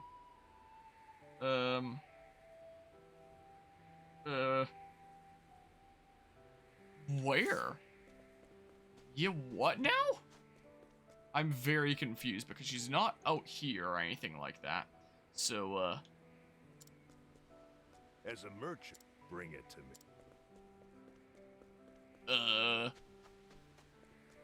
Okay, well, not what I would have guessed, but I suppose it makes sense. So maybe I should have just... Welcome, welcome, I recommend the fine desert wine. So maybe it was good enough just to be, like, normal chatting, not inquiring with people. Maybe. I don't see anyone I can chat with there. So you may be interested in purchasing some tasty water? Nope. You know where I can find her? I'd stay inside if I were you. I can't let a civilian wander into the middle of the battlefield. Turn back. Oh. Well. Hello? Hi? You know, bed and breakfast traveler. It's a field hospital. Well, is she necessarily in the town here? Oh, it says there, Masood's daughter. My father taught me that we should all treasure ourselves. So, like... Okay. So... Let's get to work. Alright, I'll follow you. Okay. So... Yeah, there we go. And we add another person to the party, just like with Octopath 1. And then... Hi? As promised, I brought you your treasure, Masood. You did you? Show me. Your greatest treasure is her, your daughter.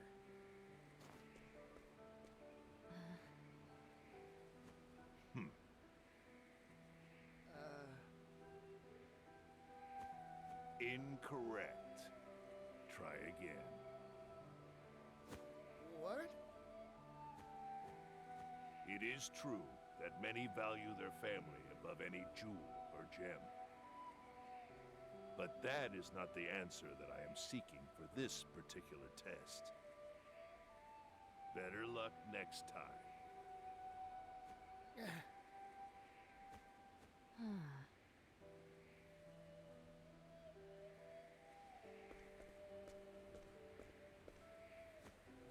Tarnation.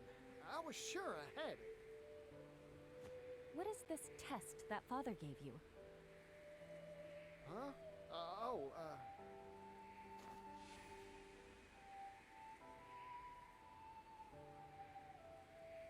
Ah, what father meant wasn't his treasure in particular, but what a merchant treasures most.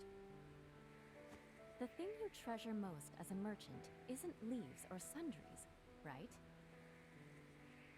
A merchant's treasure? That's all the hints you'll get from me. Good luck.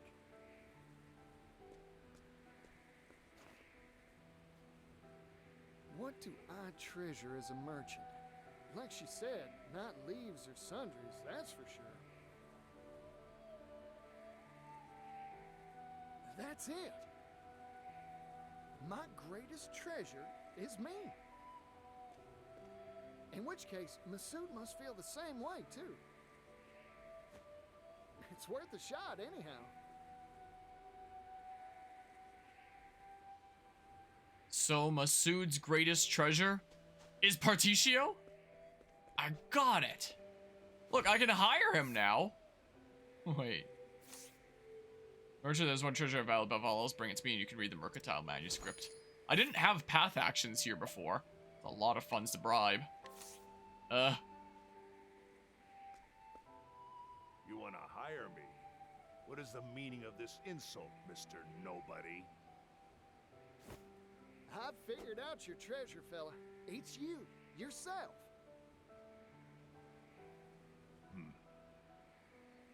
You asked me to find the treasure you value most as a merchant. I figured every merchant's got one treasure they set store by above all else. Connections they've built, book learning, and experience. All these things are far more valuable than any material object, leaves included. Or am I wrong? Correct. I'm surprised you got it. Of course I did.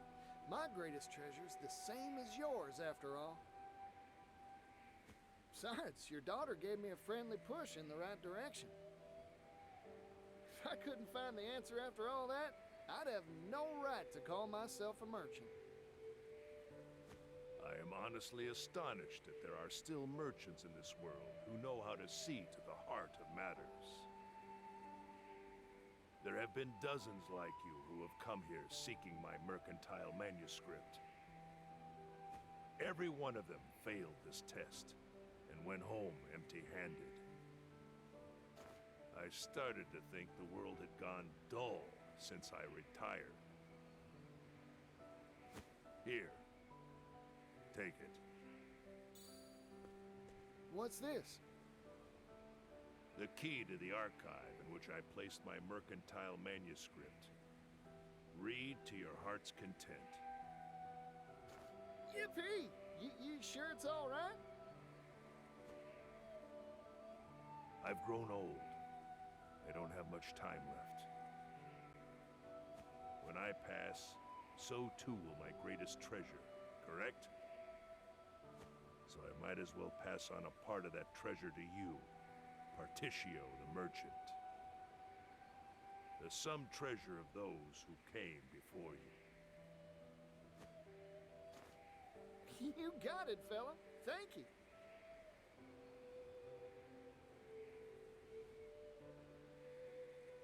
Obtain Mercantile Manuscript Archive Key. You can now peruse the Mercantile Manuscript in the archives. Records are full of information documented by Masood. You never know what knowledge you may glean about items, equipment, and more. Okay. So we get a bunch of lore and stuff? History of Hinouma. Southwest Solistia, where the desert sands stretch as far as the eye can see, and yet hidden among the barren dunes is an oasis, a strip of semi-arid terrain running north and south along the riverlands. Here, the soil is fertile, and barley and corn can be grown in relative abundance. Countless wars have been waged over the water and resources of this region, and not a few kingdoms have risen and fallen in this place over the centuries. It is also here that legends of priestess Hinoe Kegura, the conjurer goddess, have survived and been passed down. It is these tales that lend this land its name, Hinouma. Hinoeuma? I don't know, man. In the eye of the desert sits Sai, a fortress city once known as the Orochi Bastion. Once held by the forces of U, it was taken by Ku 2 decades ago. Northwest of this can be found Ryu, a well-known traveler stop where information from all across the world eventually settles. One might be surprised that so many blisteringly short names like Ku and U are common to the desert regions. Locals say the propensity for brevity is because the longer the mouth flaps, the more sand finds its way in, but the truth of the matter is unknown. History of the Wildlands. Southwest Solistia is a barren wasteland, a blasted expanse of volcanic rock that resists even the loneliest blade of grass. The few brave souls who eke out their existence here have long suffered the sulfuric whims of Fiatsuro and its unstable neighbors. And yet, life always finds a way. Among the rock and stone dwell the Goat, an unusually large breed of goat who subsist on a meager fare of local weed. Unlike other goats, they exceed bovines in their capacity for producing milk, grow fleece more suitable for cloth than sheep, and even produce extraordinarily flavorful meat as well. In all matters of livestock, they outstrip the competition, and so have become known as the jewels of the wastelands. The cheese produced from their milk is especially scrumptious, and has become a local specialty. As a final note, the volcanic soil conceals a wealth of valuable minerals. Many small mining towns have sprung up here, including the southern town of Oars Rush, established by silver merchants Pop and Roke. So Mr. Dudo had heard about it, huh? Western Solistia is home to the small lakeside kingdom of Timberine. Surrounded by great sweeps of verdant forest, this land is rich in natural resources. Thick woodland loam provides fertile ground for agriculture, and the seemingly inexhaustible supply of trees fuels industries such as lumber and paper manufacturing. The small village of Cropdale is famous for its raspberries and peaches, and its fruit pies are widely known to be especially scrumptious. That being said, this rural settlement has an abundance of peach-centric cuisine. Peach jam, peach juice, peach salad, peach soup, sautéed peach, fried peach, peach pilaf, steamed peach, to name just a few. Some might say Cropdale has an overabundance of peach dishes, but it's simply just because the locals can't decide on a favorite. In the south of this area, one can find the town of Wellgrove. Though it has grown wealthy through a brisk trade with the resource-poor desert regions further south, the disparity in wealth this has created is the seed for ceaseless conflict and turmoil among the border. Reach for the next shelf. History of the Harborlands. Southern Solistia is home to long tracts of twisting coastline, along which one can find the bustling port of Kennelbrine. During the Age of Exploration, roughly 100 years ago, ships launched from this town's piers would discover the sea routes that led to the eastern continent.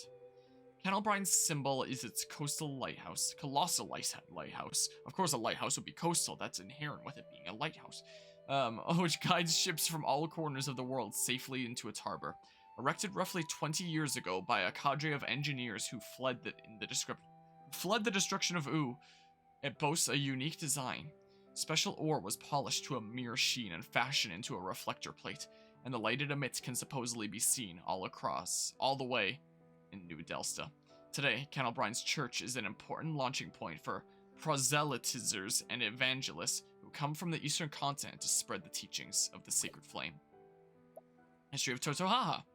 Southeastern Solistia is dominated by an ocean dotted by countless islands of all shapes and sizes. The largest of these is Totohaha, which was first encountered by continental pioneers 20 years ago. In its western reaches reside the Beastlings, a petite people with fluffy tails. On the east of Totohaha lies the town of Tropohopu, which was established by the first continental pioneers to settle on the island. The harbor town's proximity to New Delsta caused it to be developed as a resort for the wealthy. In addition, it produces many luxury goods, such as delicious coffee beans, and now serves as an important stop along the trade routes between eastern and western continents. Since ancient times, the Beastlings have long referred to the northern of the two islands as Haha and the southern as Toto. However, ever since the local festival celebrating the bonds of family and the prosperity of the entire Beastling race was established, the names of both islands have been combined into one, Totohaha. History of the Brightlands. Eastern Solistia is an urban region home to the continent's largest city. Blessed by warm sunshine and a pleasant climate, it soon became known as the Brightlands. Agricultural abundance caused the region to flourish, and people flocked here in droves. Wealth soon followed, and development soon after. Before long, buildings like theaters and game parlors were erected to entertain the ever-growing crowds, and now the light of civilization shines as bright here as the sun does overhead. At the center of all this lies the Brightlands' beating heart, New Delsta, established approximately 50 years ago by immigrants from the former kingdom of Delstash. The people gave this new home a name that honored their old. Finally, in the east of these lands can be found Clockbank, an industrial center that has prospered ever since the Age of Discovery. Okay, next shelf, History of the Crestlands. Northeast Solistia, a land of mountains and hills. Perched high atop one stony peak rises Elfric Cathedral, the center of the Sacred Flame faith. Adherents of this religion's tenets have worshipped the sacred flame that the cathedral houses since time immemorial. An ancient record dated 1500 years ago makes mention of the sacred flame's veneration continuing since the misty days of the past. Even through the bitterly cold winter a century previous, the flame continued to warm the hearts and souls of all who visited. In both name and spirit, the sacred flame and its church are the divine lords of this land. At the base of the cathedral lies a small town of Flame Church. Though its population is small, the The townsfolk make a good living providing for the crowds of pilgrims who travel here to visit the cathedral. Alright. So, wait, that was the, No, okay. Northern Celestia is a frozen place of snow that, I was trying to rack my brain for if, I had read that one before, and it killed my brain, I guess. Northern Celestia is a frozen place of snow and ice. Its capital is Stormhail, a mountainous city that houses the Sacred Guard. Established roughly 380 years ago, the Sacred Guard was the brainchild of Archbishop Kinchler. After the cold snap that assailed the eastern continent in the previous century, the order established its headquarters here. To this day, its holy organization's mission remains unchanged, to uphold law and order across the continent. It is said that Stormhail owes its existence to its guardian, Glacis. Residing on the sacred peak, Altae, it is thought that Glacis put an end to the cold snap that nearly spelled doom for all who lived here. Travel towards the coast and you will find the fishing town of Cape Cold. Great hauls of salmon, trout, mackerel, squid, and more are brought in almost daily. In addition, many who dwell here work in agriculture or textiles, and lately, a hardy species of cold-resistant barley has caused quite a stir. Okay, so now the outer continent. The farthest edges of the four corners of Celestia are detailed on no maps, called the outer continent. The reasons why these vast stretches remain unexplored are many. Possibly high mountains and deadly currents, to name a few. Of course, in my opinion, it is less the difficulty of the task and more indolence that has left these areas uncharted. Think about it for a moment. Who is at war with some unnamed kingdom or kingdoms to its south? Immigrants from some unknown eastern locale walk the streets of New Delsta. Fruit from the west and textiles from the north are smuggled into our lands with abandon. The unknown is a place of magical appeal to me. What sights are there to be seen across the horizon? What strange music, what surprising smells, what fascinating spices and cuisine to tempt the taste buds.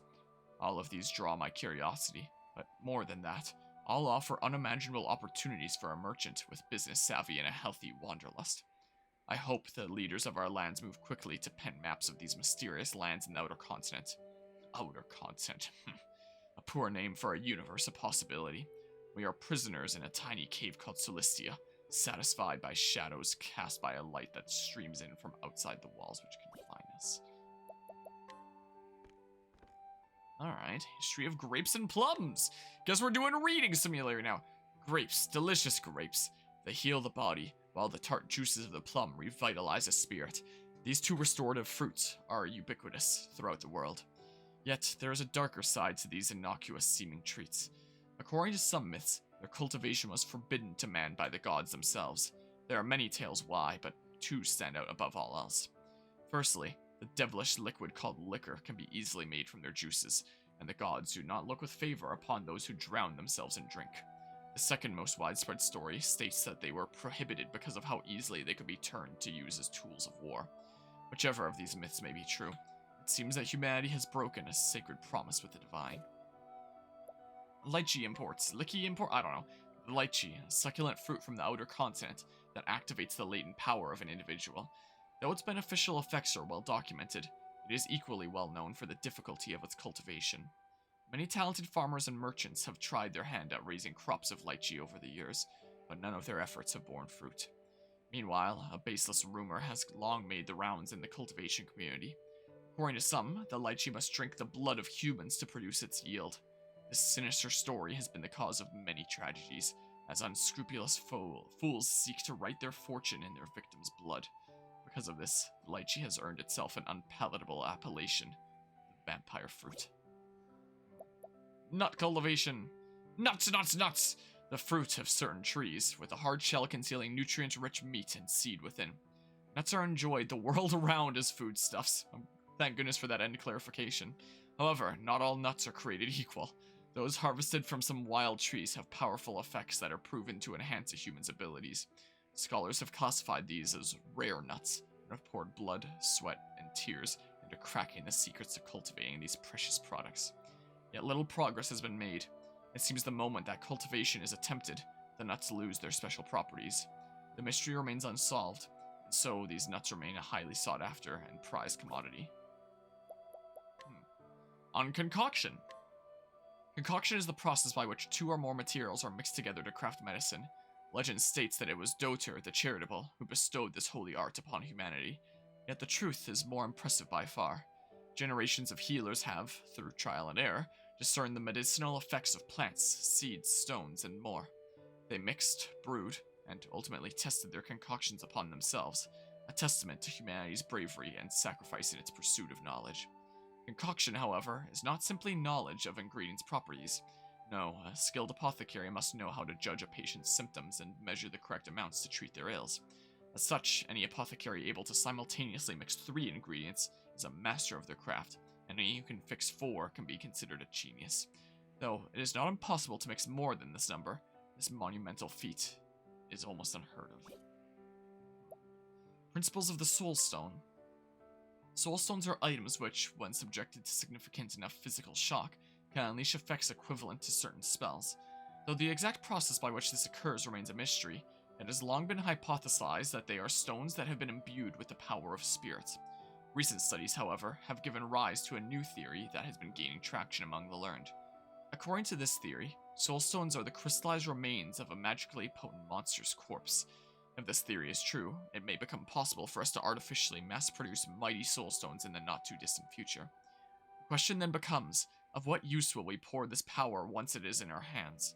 Though I am excited by the possibilities, I also find myself terrified of them in equal measure. Herbs and their use.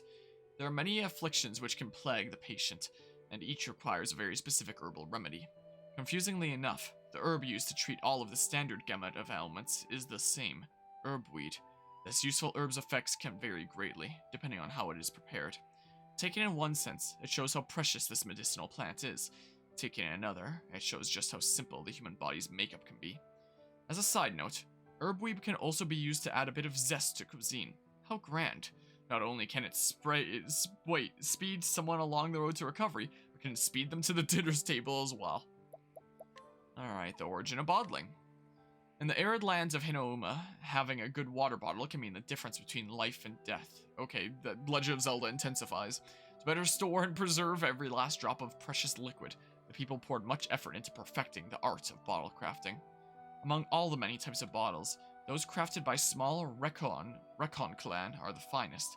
Manufactured through secret methods, they are unmatched in their lightweight construction and durable frames. Unfortunately for the Recon clan, their monopolization of these secrets earned them the ire and jealousy of other clans, eventually sparking a bloody conflict. Nevertheless, what the Recon clan lacked in military strength, they made up for in brutal cunning. Their victory became assured after they hit upon the idea of filling their bottles with poison and flinging them at their enemies. It was thus that the defensive martial art known as bottling was born. Beastling foodways. Beastlings are tenacious hunters, known to stalk their quarries for days on end. Their vocation requires not just skills at tracking and felling beasts though, but at preserving the meat of their prey as well. Their earliest developed methods of preservation were simple. Salting and drying are easy and effective. Eventually, however, tired of the same old fare, there were those that sought tastier techniques. Lava steaming, saltwater tenderization, underground fermentation, all of these and more were passed down among the beastlings, and over the centuries, this led to the development of unique culinary cultures. Nowadays, in the kitchens of New Delsa's most fashionable bistros, famed chefs find inspiration in the beastling's innovative methods. Etymology of leaf as currency name. Ah, we get the lore on that, huh? Herbweed, miraculous plant required to craft every variety of healing herb. Its discovery revolutionized medicine, and I'm reading the wrong thing. Herbweed. No, plant. I'm definitely selecting the one on leaf. Its discovery revolutionized medicine and has saved innumerable lives, earning it the epithet, the plant of the gods. Unfortunately, herbweed is notoriously difficult to cultivate and only grows natively in a few limited regions. Because of this, as the apothecary art advanced, so too did the value and rarity of this irreplaceable ingredient. Eventually, this caused its price to spiral out of control. To curb this growing problem, various lands put ministers or lords in charge of overseeing herbweed production and trade, and soon, the price of each precious leaf was fixed. This stability eventually led merchants, commoners, and nobles alike to begin using leaves in place of other currencies, so kind of like a origin of using the term buck for dollars and stuff. Disputable though that this is widely believed that the origin of leaf as common parlance for currency originates from this time. What have we here? Oh, a little stretch from the doogie. On weaponsmithing. There exist only 6 primary weapon categories: swords, polearms, daggers, axes, bows, and staves. Actually, this is not an accurate statement. Bound by the rules of the Blacksmith Guild, the manufacture of weapons outside these 6 categories is strictly prohibited. Why limit the scope of human imagination? Religion, of course. The 6 weapon types are those wielded by the gods, and they will tolerate no other. Or, at least, that's a lie disguising the greedy truth. The fact is, it is much easier to monopolize the materials and techniques for arms production if you can limit what can be made. Or so a little bird told me anyway. Whatever the truth, this prohibition has resulted in very few wielders of whips, flails, and so on. Enchanted and magical weapons. Among the many weapons one may find in this world, some are imbued with magical properties. These enchanted weapons are both rare and powerful. There are 2 primary means of crafting an enchanted weapon. The first sounds simple in principle, but is in fact quite difficult to achieve. Few craftsmen possess the necessary skills. Simply put, magic must be carefully folded into the weapon during the forging process. The second method is much rarer and harder to replicate. These enchanted weapons gain their power naturally, their magic imbued over many years by a gifted wielder. Very few of these have ever been documented, and it is thought that only those with incredibly powerful wills can make these miraculous weapons spring into being. On ornamentation. What is ornamentation? Literally interpreted, it refers to ornaments worn for fashion, like a big floppy garish hat. This assumption is a common one, but it is in fact erroneous. The truth of the matter is that true ornamentation refers only to special jewels crafted by dedicated, sacred craftsmen. Only a handful of leaders are permitted to wear these ornamentations, partly because many of them are imbued with unique magical properties. Prime examples would be an amulet that protects against offensive magic, or a necklace that greatly increases the abilities of the wearer. Unfortunately, the knowledge and techniques needed to craft these potent relics are slowly being lost, and their rarity is only bound to increase as the sands of time continue to fall. Battle-tested armaments. To the victor go the spoils, a long-standing tradition adhered to by those who live by the sword. The stronger take from the strong, until at last the day comes when the ultimate warrior and ultimate weapon are united. When a weapon has triumphed over countless foes, remaining undefeated in the hands of a skilled wielder, it becomes what is known as a battle-tested armament. Nowhere is it written that these armaments must be a masterwork weapon crafted by a renowned smith. No, these weapons are forged in the fires of battle. As they taste the blood of innumerable mighty warriors, they awaken to a greater power that dwarfs that of their humble origins. Was that a type of weapon in the original Octopath 1 as well? Like, again, it's been 5 years ago since I did the Octopath 1 playthrough, so it's been a little while. But, was it battle-tested armaments where it's like, their damage would increase as you got more and more kills with that character with that weapon and stuff? But you needed to take out a lot of foes to, like, bring it up. It was kind of like Beastmaster and Bravely Default 2, but the weapon rather than the class, and just how hard the weapon hits or something like that, and there was only so many of them. I don't remember. More battle-tested armaments. The bards sing of legendary weapons passed down through countless ages. After untold thousands of fierce battles and stunning victories, they have acquired power beyond imagining. A sword that can cleave the sun, a spear that can pierce the moon, a dagger that can send all the stars in the sky tumbling down, an axe that can split the earth in twain, a bow that can transfix the heavens, a staff that can call calamities untold. Of course, these are mere turns of phrase, exaggerations, no doubt. Still, very few know the true power of the battle-tested armaments. Why, you ask? Because most of these weapons have long slept in graves beneath the soil.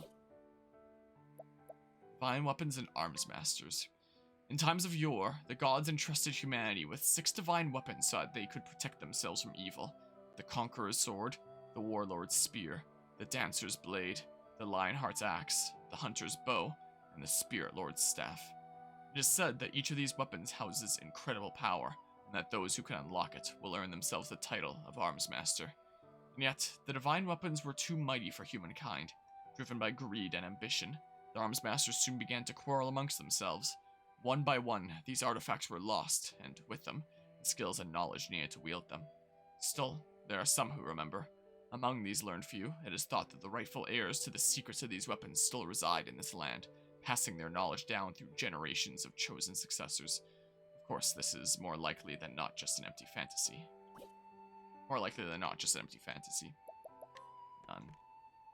Demi-humans, a study. Demi-humans are creatures that resemble humans, and yet are entirely different beasts. There are 8 major types currently known: the verminous ratkin, the reptilian lizardmen, the avian birdians, the amphibian frogans, the simian apes, the subterranean moles, the feline kate, and the cephalodolphin octopuffs. Octopuff traveler. I guess beastlings are a separate thingamabob then.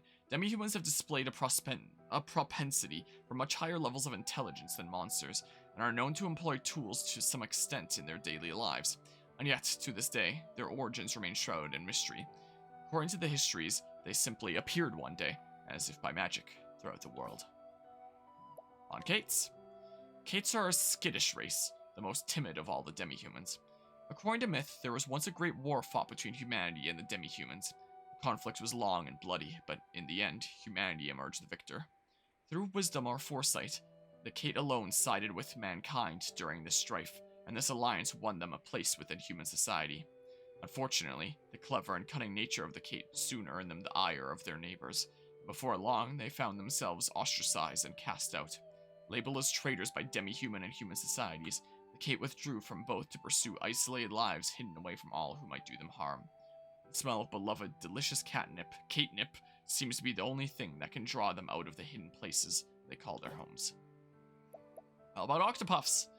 Octopuffs are the most independent of all the demi-humans, and are the only ones that chose not to participate in the mythological war between humanity and the demi-humans. They are known to prefer travel to battle, and it is said that the octopuffs prefer traveling, and it is said that they only stop their wanderings when their time on this earth is over. There are many superstitions regarding the octopuff. Their passion for travel and idealistic search for paradise has led some to believe they are symbols of good fortune. There are even rumors that only those pure of heart can encounter them. Of course, adults who have long lost the innocence of childhood can still employ cunning to improve their odds of encountering these rare creatures. Octopuffs favor small, dark spaces, and so the shrewd use octopuff pots to draw them out. Riddles of the demi-humans. All demi-humans possess a certain modicum of intelligence.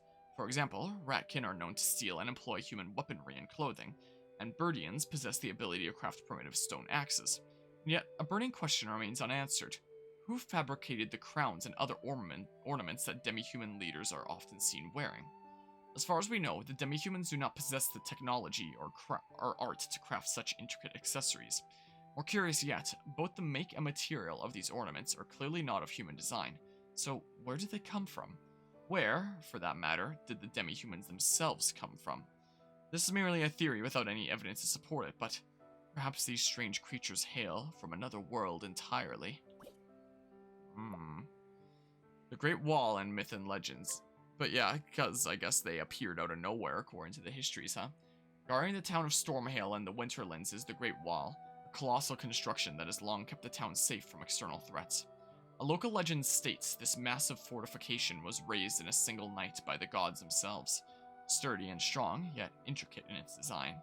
It is clear that this wall is indeed a feat of engineering beyond what modern civilization is capable of. The legend of this wall continues thus. The Great Wall is merely one small segment of some greater fortress, and the central citadel itself lies deep underground. Many archaeologists have spent years attempting to uncover this hidden redoubt, to no avail. More curious is the event that occurred some 820 years ago.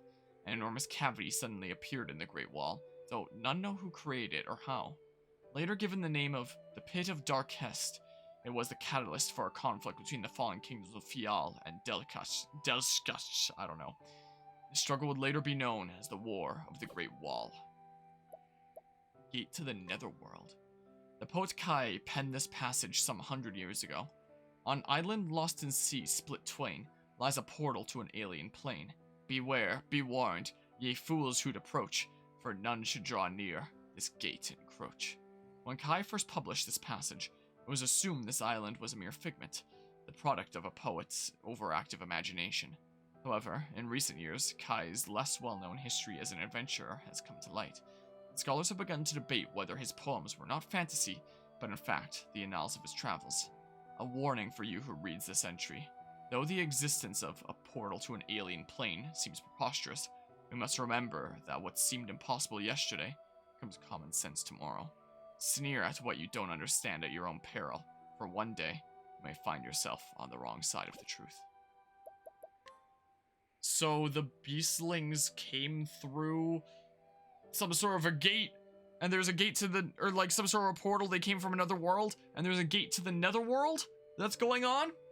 It wouldn't happen to be something like a Gate of Finis, would it? Or anything like that. Would it now? But I guess that's what this game is going to be working towards, is the gate to the Netherworld and where all the demi-humans came from, I guess. So probably just like go back to the party setup that I was running here before, and I can do some proper grinding another time. Here, a tail. Oh yeah, because but yeah, that's required. Well, not required level, but recommended level 17, and we're like 13, 12, 12, 11. Probably not a good idea. I should probably get my other travelers here first. Which on that front, I can probably ham out one more chapter 1 today. If I go west from here, right? Yeah, let's give that a go. Let's do it. Yeah, let's head out west from here. I'm already fully healed, it seems like. So I guess, yeah, Southern Ores Rush Wilds. I should probably change it to day so that the creatures aren't quite as mean. Yeah, so let's go west here.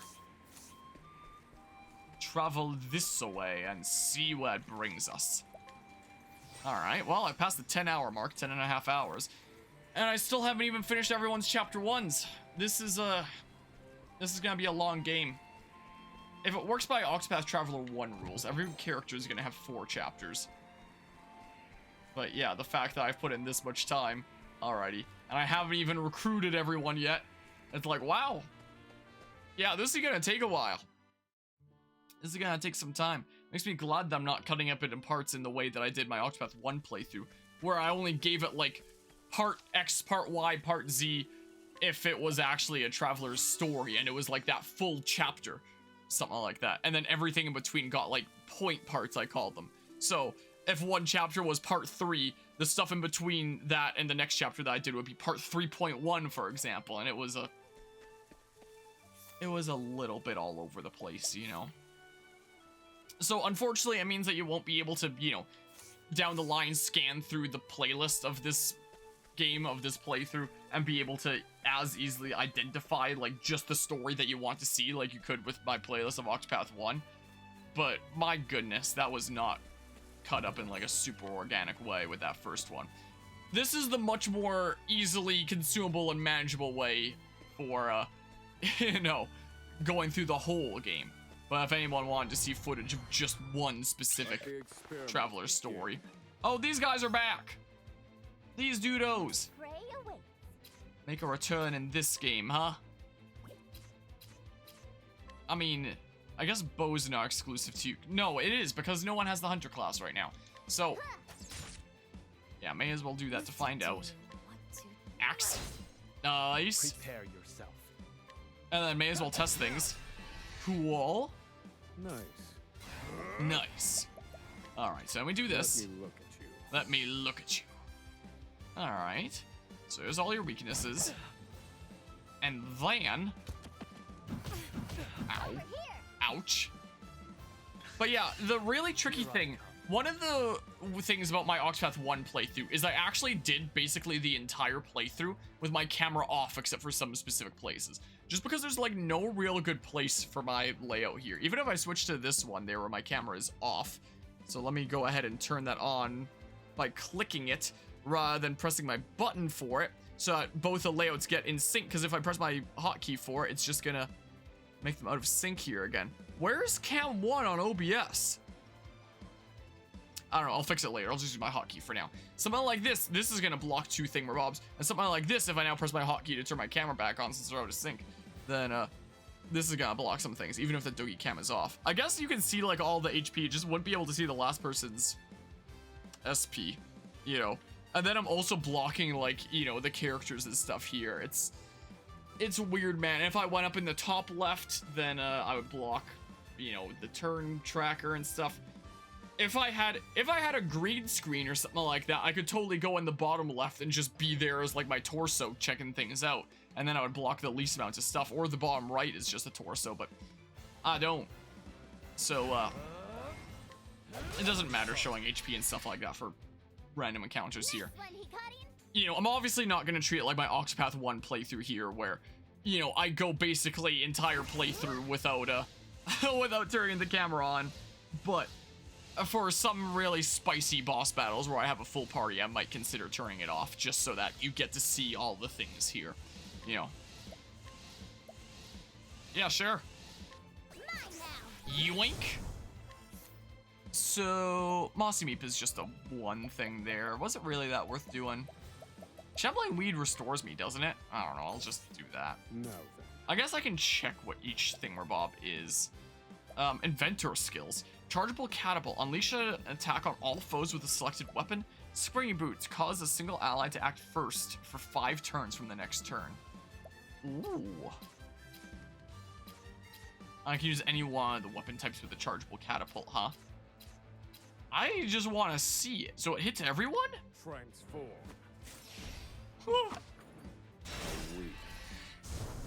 Interesting. Yeah, I figured you'd probably be weak to bows. Random guess? Nope. Not that, apparently. Sword, then? No, well, whatever. I still have much to learn. Whatever, I guess. Okay. Well. And once I unlock all the secondary jobs, I'll probably, you know, actually rack my brain for what would be some spicy secondary jobs on everybody and assign them accordingly. Right now, it's just generic. Hey, I have secondary jobs available. Let's slap them on. Because I take it that Hikari is probably not going to end up being an apothecary long term. So yeah. I need to go west here now. Maybe I could have found some way across that bridge. Well, there's a big chest here. So at least we can get that. Yoink. Round shield. Okay. Yeah, so there's all this starting stuff and stuff. You're my tankiest character, so like round shield, I guess. Sure. Sure. Like, one of the things that could potentially be spicy is Warrior Merchant, because sidestep plus countering skills. You know, could well be neat. Wait, I got to see 2 things at once? Wait. On a selected foe 2 times, I don't have anything that's like hit everyone. What I do on Oswald, I do have that. Alright, out of curiosity, my thingamabobs attack a weapon weak point finishing blow. Shot all. Oh, I can do that though. Thrust all, charge all, stab all, intimidate, restore health. Okay. Well, I can do that though. Okay, handy. And I guess I keep that until I eventually, like, prepare it. The case. So, I don't know. The ability to counter physical damage. Alright, I'll give it a go. Alright, screw that guy in particular, I guess. So, I should, like, do this? That's what I should do. Give it a go, build the catapult. Yeah, that seems pretty strong. Alright, cool. Pretty sweet. And it doesn't seem like it uses up SP, so... Oh, the fox in the boat! That's super cute. So... I should, give Inventor to somebody who doesn't want to be using all that much SP, or uses their SP for other things, maybe? Maybe has a low SP cap? I don't know. I don't know, maybe something like that. Maybe, mayhap. Cropdale! What's going on in here in Cropdale? Things be happening. Hey, a side quest. They're known for producing crop textiles, which have a very unique pattern. Alas, the tradition died out long ago, and none remain who know how to weave them. Their very memory fades. The number of people who know what they are dwindles by the day. If but one of their patterns remains, I may be able to revive their beautiful craft. I have to bring you one of those patterns, huh? What I gotta do. It says that the thingamabob for our new traveler is like right around here. Is it in here then? No? Alright. Definitely not. There's nothing I love more than growing grapes. Why, it's already been 50 years since I began. You know, there's a trick to making grapes extra sweet and juicy. What's that now? Maybe it's nighttime that Nope. I'm confused then. Shall we sing of the wondrous evenings in Cropdale? Shows are on the map like here. But... unless it's this glowy thing. Oh, it must be the glowy thing. Do I need to heal up? I mean, it's very slightly, but it's not that big a deal. Is there anything interesting around here, first and foremost, before I interact with that? Ooh, and yoink. Healing grape. Well, I'll take it. Oh. Come on. Get back onto the shore. Can't interact with that or anything. Hello? Wait, what do you bet? Oh, I thought there might be super secrets here. Can I help you? He's probably a bit strong for me right now. Most likely. Scrutinize? I'm not gonna fail, right? Oh, Garud, not guard. Try harder! Failing with path actions will negatively impact your reputation in town, so be careful. Be careful not to fail too many times when you see this message. The townsfolk will not respond to your path actions if you have a poor reputation. Fortunately, the bartender at the tavern can fix your reputation for a fee. 4 more times and your reputation in town will suffer. Well, now. Agnia's father, and a tailor by trade. His meticulous work has been praised by connoisseurs since he was a young man. It even earned him a secret reputation on the eastern continent, one that drew Kuani to the village in order to order a custom-made dress 20 years ago. Well, we were bound to get that message at some point anyway. It was bound to be the case. Doesn't seem like there's anything up there. Oh, there's a thing there too. Taciturn, man. If you're looking for somebody, you won't find them here. Man, I was looking for someone. Verse of Hope.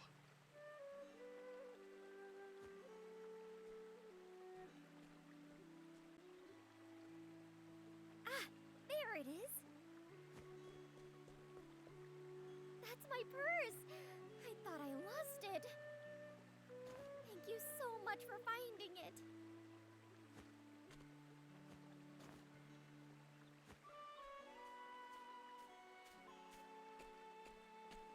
Agni, what are you doing?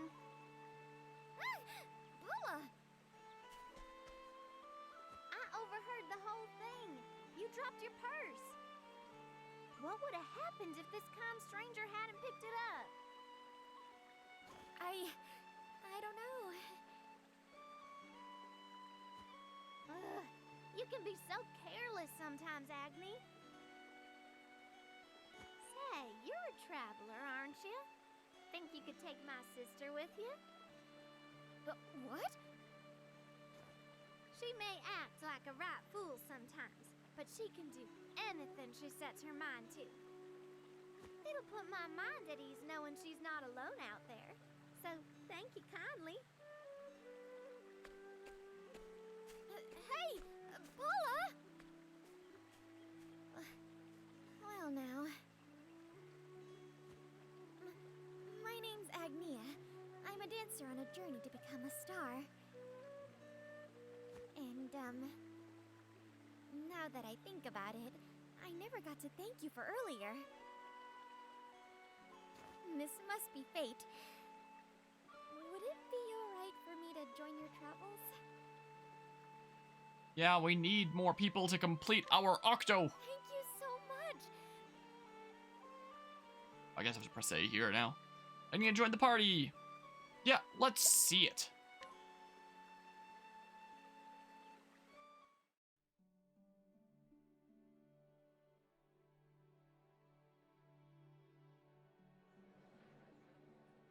Stars. Stars are a symbol of hope. They bring smiles to people's faces.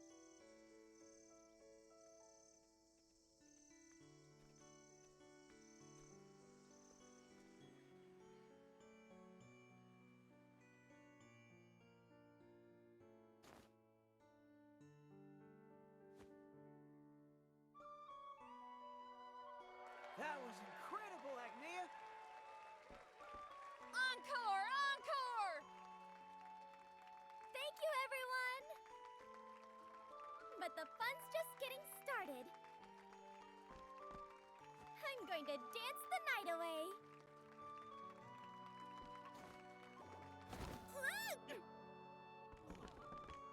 Agnia, you alright? I'm fine. I'm tougher than I look. I'm gonna be a star after all. Oh, that's right. To think our village is home to a future star. We're all rooting for you, kid. Thanks, everyone. Why don't we call it a night?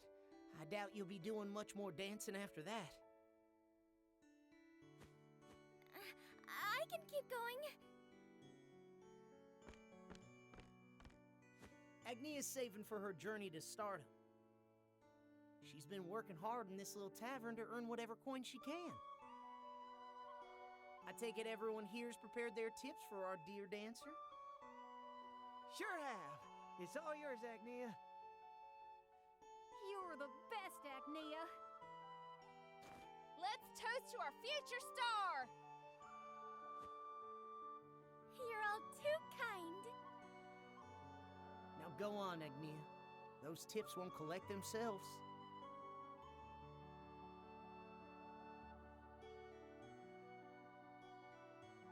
So this is gonna... Wait, that's not an introduction to path action, I guess.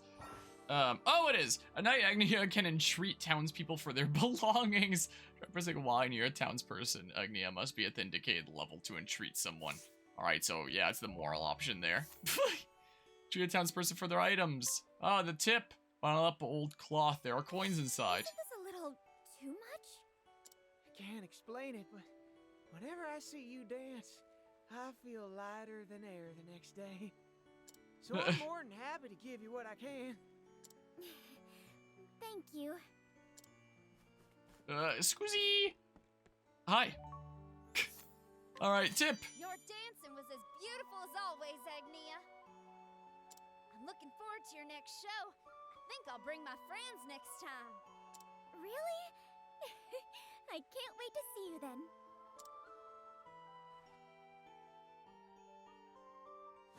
Thank you so much, everyone.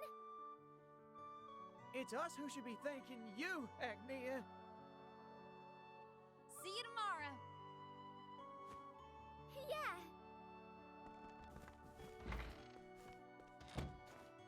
Now to clean this place up. Oh, don't worry about that. You must be exhausted. I'm fine. Besides, this won't take long.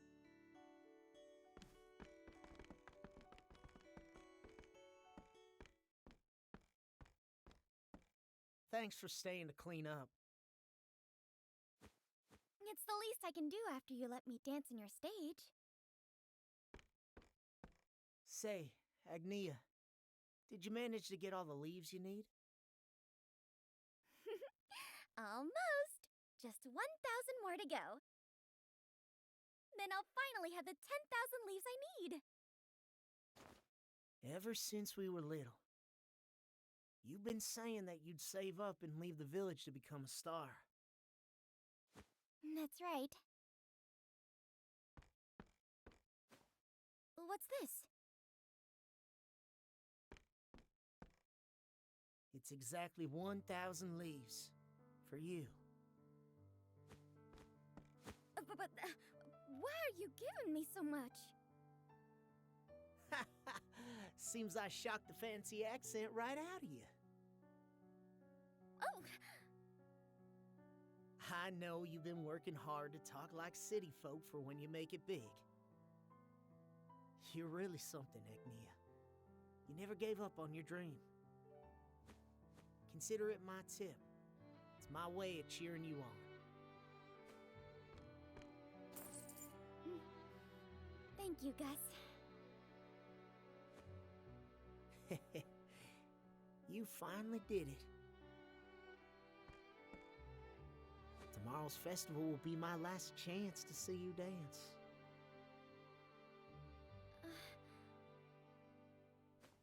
You don't want to miss it. It'll be my best one yet. I'm already looking forward to it. It's dark out. Get home safe, Agnia.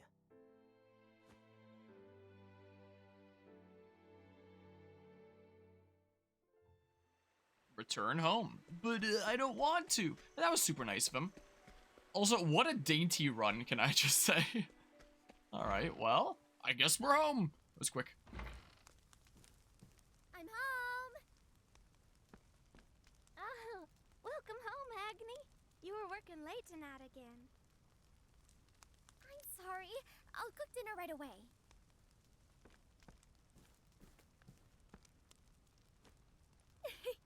I finally have enough money. Really? So that means...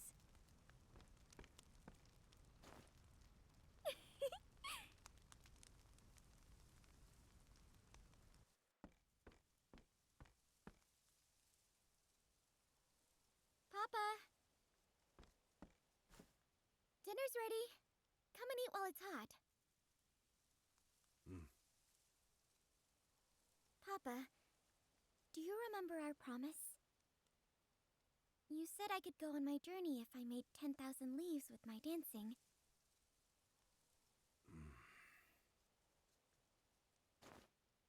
Well, I did it.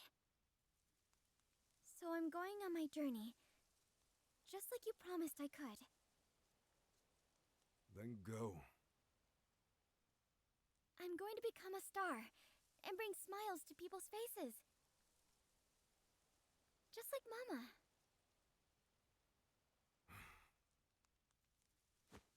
Are you prepared for what that means?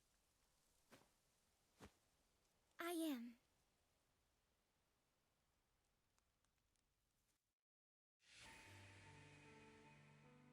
Mama was a star. She wrote her own songs and traveled the land, singing and dancing. Papa was a tailor. They met when he was making Mama's dresses.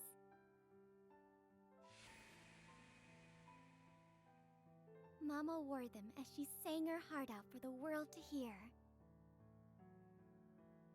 Of course, Paula and I went everywhere with her. But those happy days were short-lived.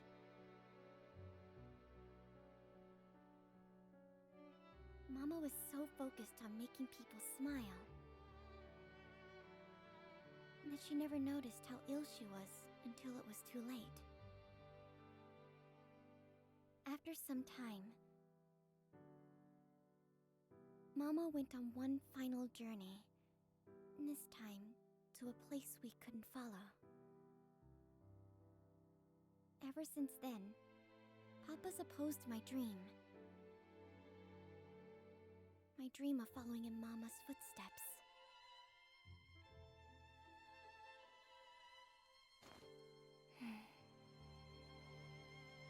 Mama.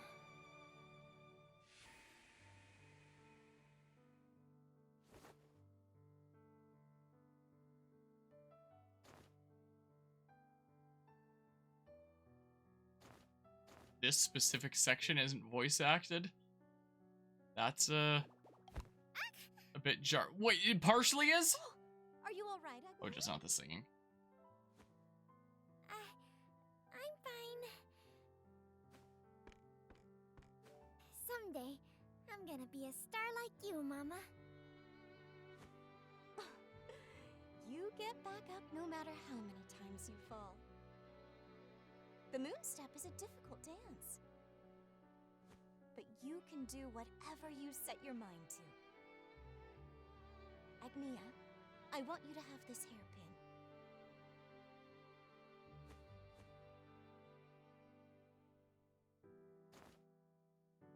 Wear it and you'll feel like you can dance the night away. It's my lucky charm.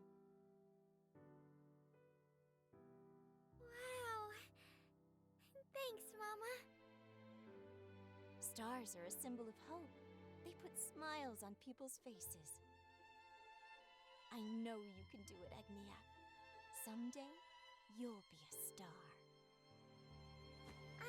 go, Mama.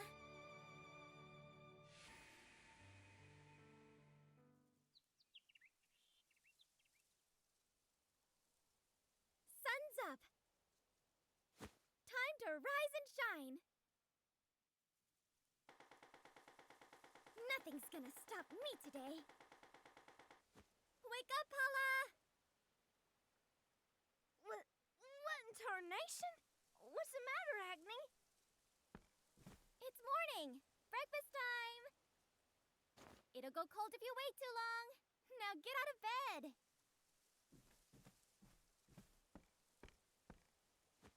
Morning already, huh?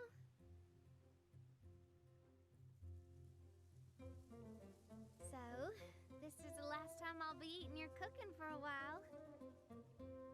I sure am gonna miss getting tasty meals handed to me. From tomorrow on, it'll be your turn. I think I'm finally starting to see how amazing you are, Agni. Better late than never, I suppose. So, what are you doing today? Helping out with the festival? I'm going into the woods to gather raspberries. We'll need as many as we can get for the town's famous raspberry pies. I'll be helping Gus and the others with the heavy lifting. You'd get more work done than a half-dozen men. Rounding them up is more the problem.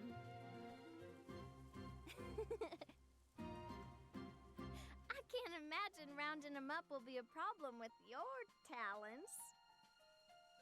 My talents? You are a dancer, after all. I'm sure men and women alike would gather round if you put on a little show. Paula, just listen to what you're saying. I'd look like a right fool if I used my dancer for something like that. Oh, Agni, you can be so naive. Talents like yours are made to be flaunted. Thanks for breakfast, Agni. Wait up! Paula! Talents, huh? In any case, I gotta make my way over to the festival.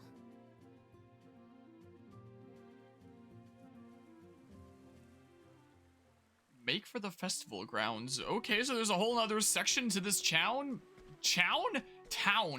that I haven't seen before. Oh, I guess it was the loading zone over here. Forest path. Danger level 1. There's some danger on the way to the festival. That's what you're telling me here? Apparently. Yeah, there can be encounters here. Great. Good. I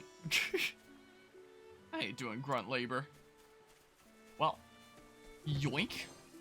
Healing grape sweet.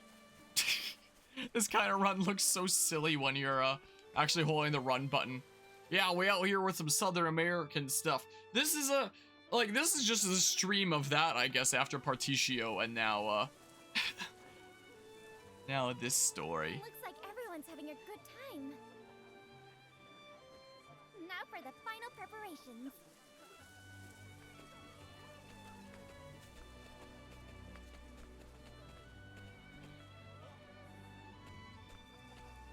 Agnia, today this stage will be all yours. It's wonderful! I can't wait to start the show. Speaking of which, we have a couple more big pieces to add. Would you mind finding me a few helping hands?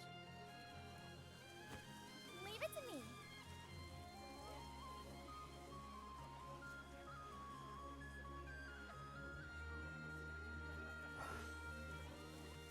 Alright, so during the day, Agnia can allure townspeople into following her. Okay, so it's basically a Primrose's thing where Bob there, which makes sense.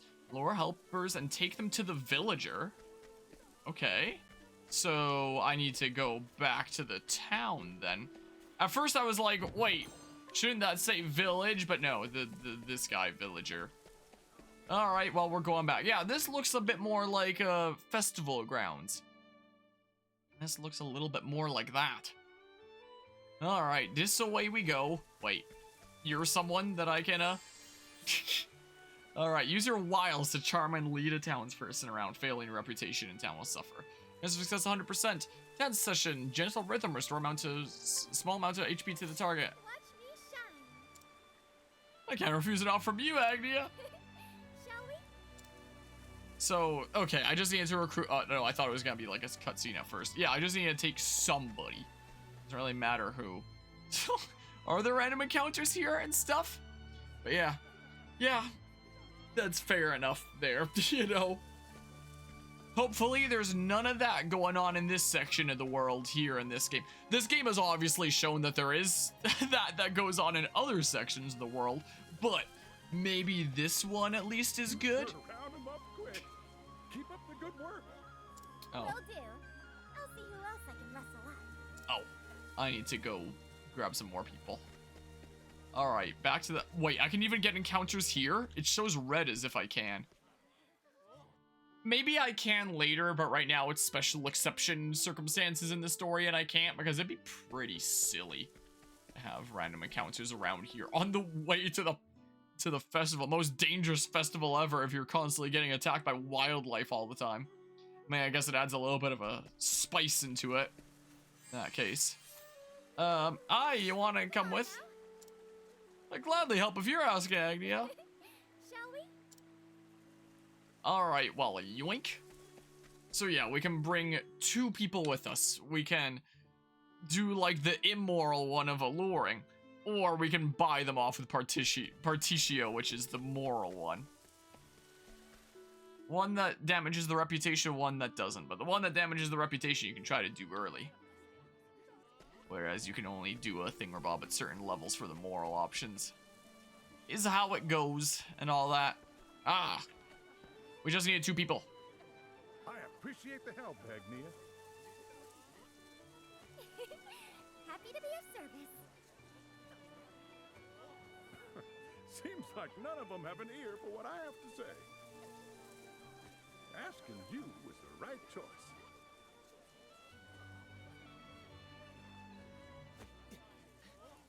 Agnia! Gus, is something the matter?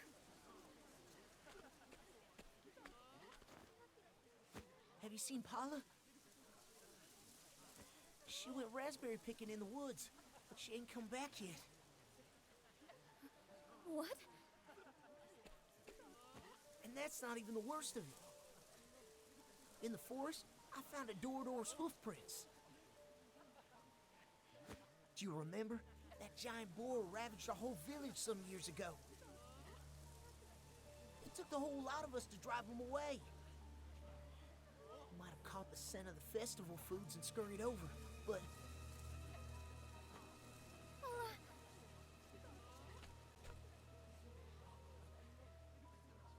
I have to find her.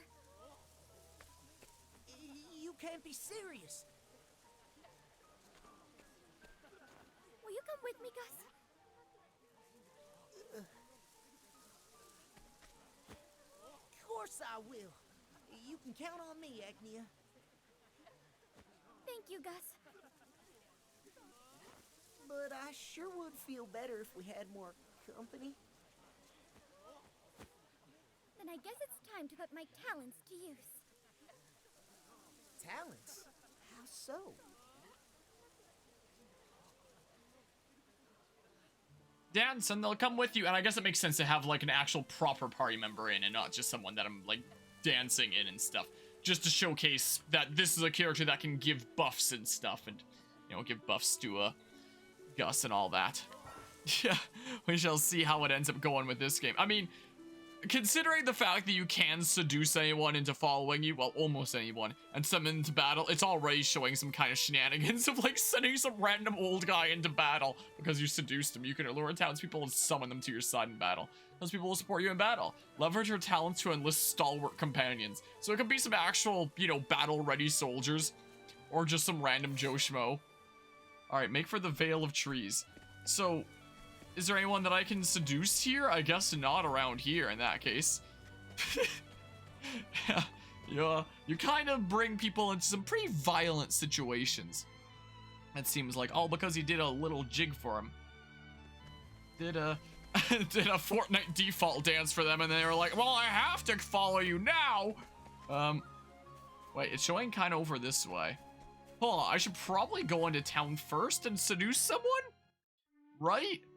Is what the game is implying to me here, and then I can summon him into battle, whoever they may be. So, who am I, okay, so I can't seduce the kids. I can seduce you. Who would be the silliest, though? I can seduce you. Should I check in the houses? Wait. Oh, there's an old dudo. Wait. Elderly man, I'll be there to see your dancing, Agnia. Would you like to come fight in a battle with me? Dance session, fortifying refrain. Raise the physical defense of the target for 2 to 4 terms. Turns is the thing that he'd give. Yeah, apparently I can't. Thank you for inviting me. Hope I can help you on your journey. Shall we? Alright, we got the ultimate trio here. Let's go. We're ready now. We got the squad together. Alright, now that we have our trifecta in tow, there'll probably be actual random encounters here now, right? Alright, yeah, just save there. And then we head over this way. I mean, what's this? What's going on over here? Does he get a boat too? Yeah! He gets a boat in the back as well. Ooh, yoink. Fur armor. Fur armor. But yeah, so it's funny you said that, but you're correct, but it's still funny how you said that. Yeah. Man, I did all my shimmy shammying, but these kids aren't getting seduced. What gives? Do I have to? Yeah, I have to. Also, this Gus Dudo has been giving me the vibes of, I don't know whether it's the case, but he sounds like he's voiced by Bryce Papenbrook. Is what it kind of sounds like. Ouch. Now then. And then, bam. No fans in this, like, Champions of the Continent or anything like that. So, yeah, elderly man. Oh, and he'll give an Inspiriting Plum, and he has 9 uses. And Inspiriting Plum was the SP thingamabob, right? Yeah. So I could use him for that. Then we have raise the physical attack of a single ally for 2 turns. Unleash a powerful physical attack on a single foe and reduce their shield points regardless of their weak points. Oh, interesting. I'll do this just for fun. You know, we'll get some Falcon Kick. Get some level ups and full heals anyway. Gus's skills. Chop wood. Unleash an axe attack on a single foe 2 times. Reduce the accuracy of a single foe for 2 turns. Special brew is throw the HP and SP of a single ally. Well, bonk. A tavern keep's gotta be strong. I guess I could have boosted there. But yeah, he sounds like Papenbrook. Is what he kind of sounds like. I don't know. I know that he's played in like a bazillion things, so I wouldn't be surprised. You know. But that's what it sounds like him to me. I could be mistaken. This way maybe? Guess we can go in either entrance here. Veil of Trees, danger level 5. Well, I'm like level 2 right now, so that's a smidge sketchy. Oh, a chest. But yeah, is Bryce crawling out of the vent again? That's what it sounds like. Sprightly ring.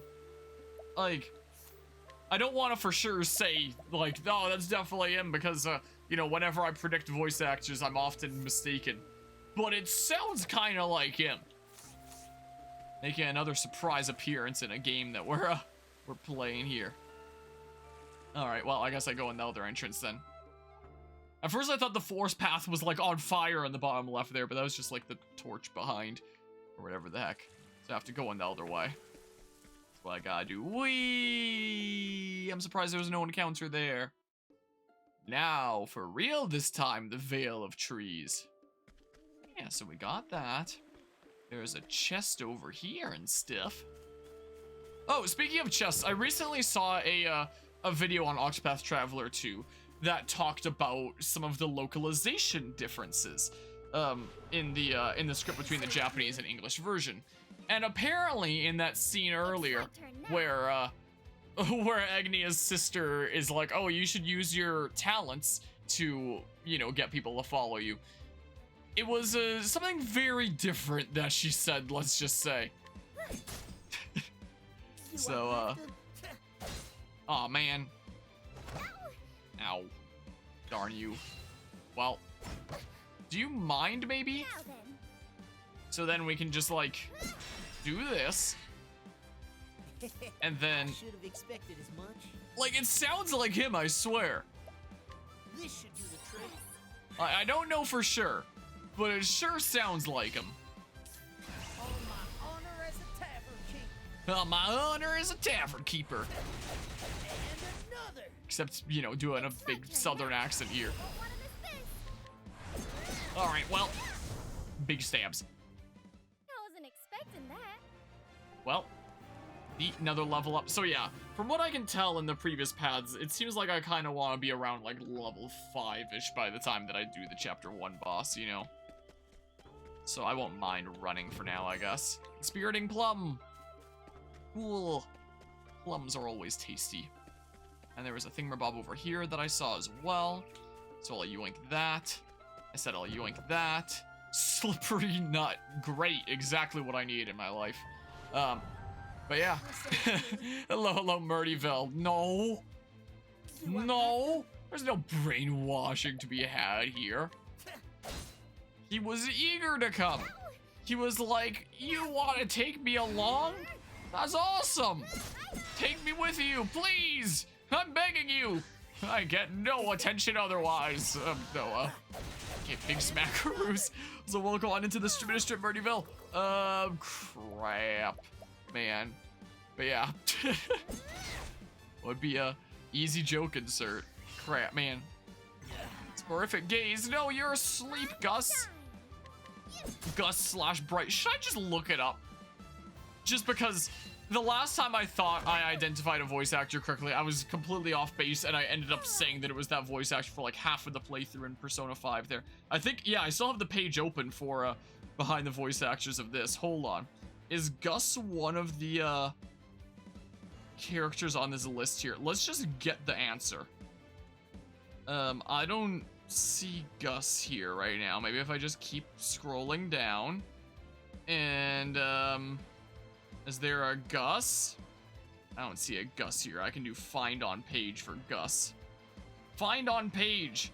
Gus 0. Gosh dang it. I mean, what if I search for Bryce and then under other roles there? Bryce Pappenbrook, he's in the game. Yep. Yep. Alright, well, the site doesn't specifically list him under Gus, just under supporting roles. But Bryce Pappenbrook is indeed in this game. He's gotta be Gus. Like, there's no way he's not. Surely. But yeah, nice. I swear. It has to be him. Is level 4 good enough? Maybe. Especially considering we have, like, ally Bryce here and ally elderly man. It's probably good.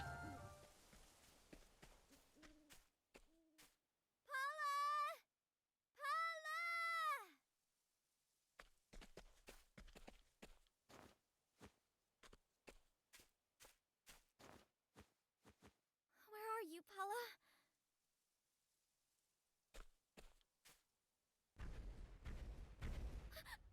What was that noise? Could it be?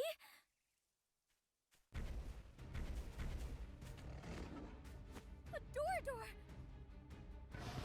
Bet he doesn't look too happy. I bet he's mighty hungry. Ugh. Gus! Let's get out of here, Agnia.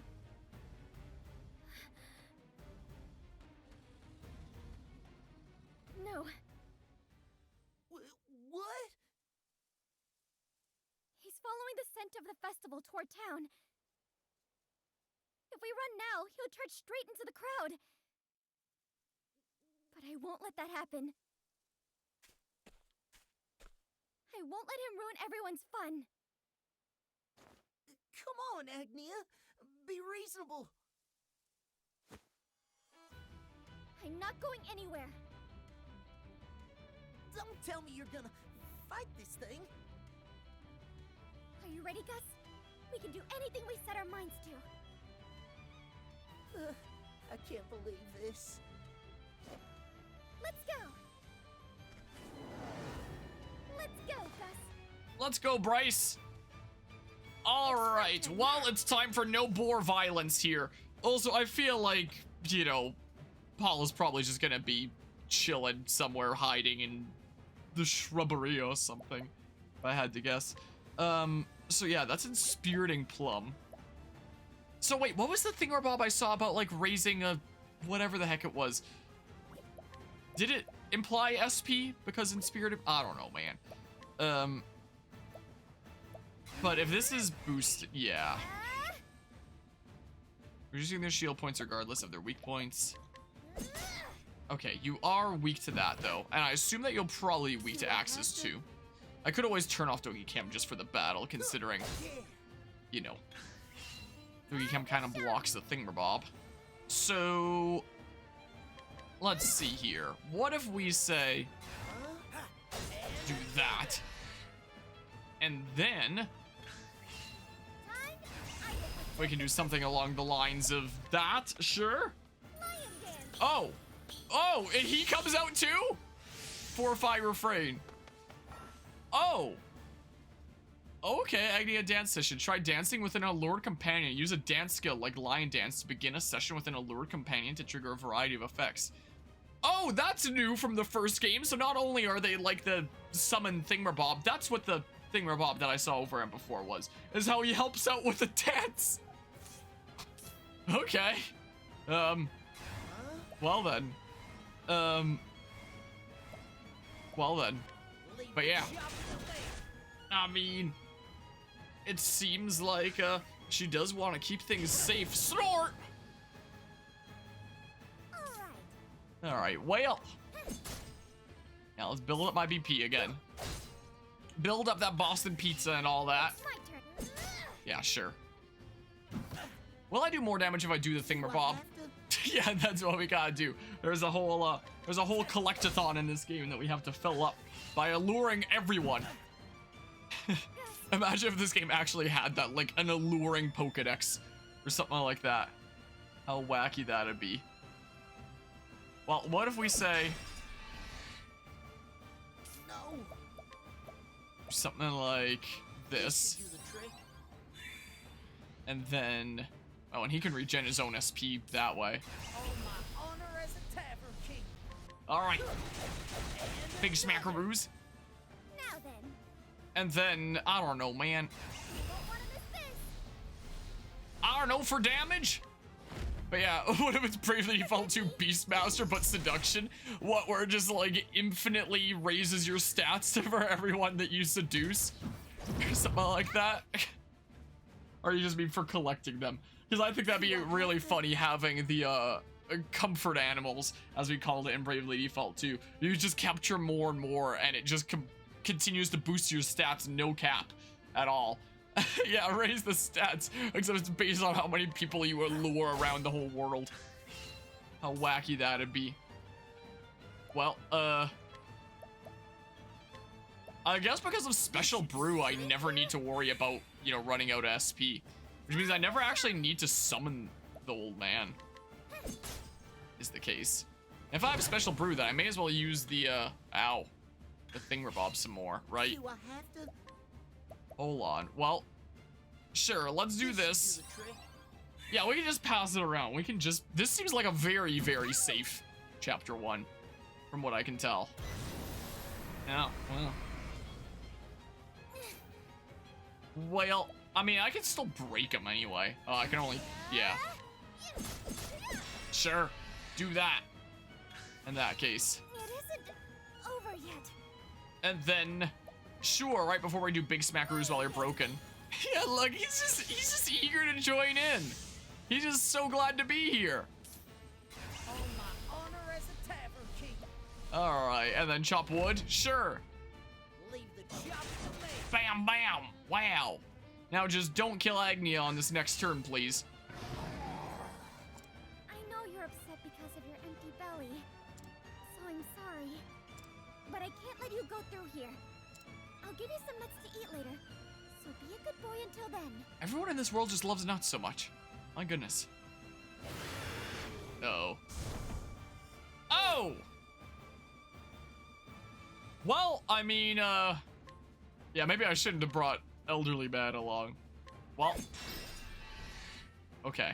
We have your thingamabob available now, as always happens during those scenes, so I guess that makes sense. Yeah, go ahead and do that.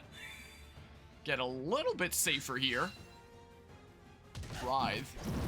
Ow! Yeah, because once the gauge is full, you can unleash Agni's latent power. Press X on our turn and you can activate your latent power. You send the reach of single target skill saw. Okay, that could be pretty handy on a support unit then. In that case. So I think, I might be wrong about this, but I think in the original game, the only thing that set everyone apart was their built-in class. Where it's like, Therion had Thief, for example. And then you can assign a secondary job of whatever the heck other else. But, you know, if you wanted to do, say, Thief Merchant, you could also do Thief Merchant with Tressa, who has Merchant, and then you could put, like, Thief onto her. So these things weren't exclusive. I think maybe people's stats were a little bit different as well. But class-wise, you could, in theory, do the same exact thing with other characters, I think. But if everyone has their own unique latent power, that helps give some more individuality, and I think that's pretty cool.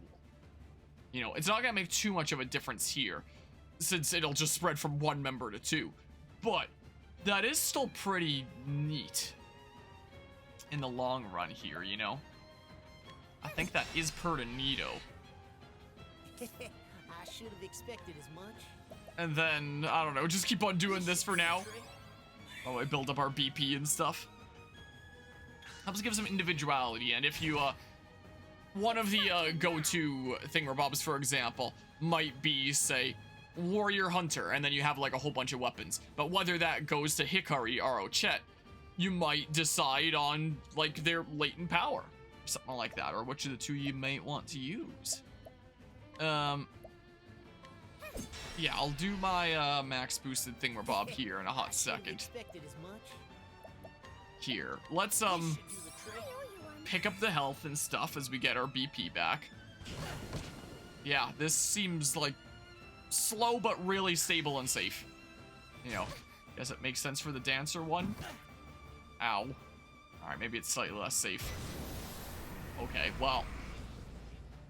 Do I have to? I mean, On my honor as a tavern king. I mean, we get to act before you next turn as well. Which means that we can actually continue building up our BP and stuff here. It's my turn now. And then we can do something like this, where it'll affect both of us now. He has to come and join in. There's a tambourine there. Alright, so that affects both of us now. And now we can do something along the lines of smack. And then big smackaroos. Get borkin'. Alright. And then I don't know, just do this for now. I should have expected as much. And then, I don't know, gosh dang it, go after this guy instead. Cool. Maybe something I should have done earlier. We'll do it again coming up here. Is what we'll do. Ow. Oh, is he dizzy now? He's unconscious. My turn now. Man! Alright, well, take away your upcoming turns here. Okay. This is unconscious. Yeah, that's not great. That's not exactly fantastic news. Please don't kill me with a super crazy thing. Alright, I'm glad you're going after him again. Thank goodness for that. Ouch. Well, I mean...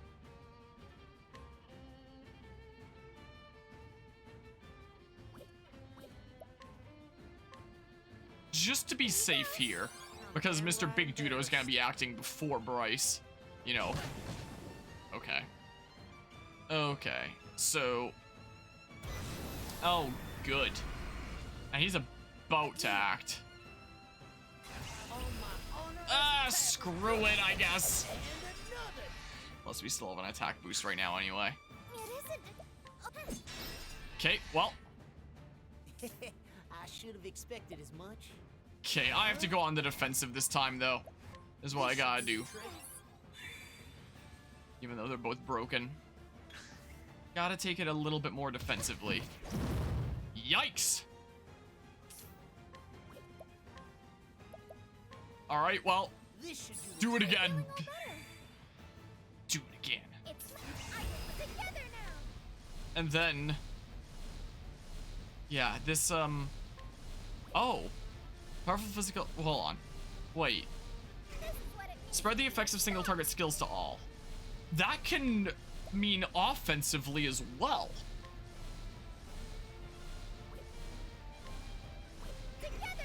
Huh. Interesting.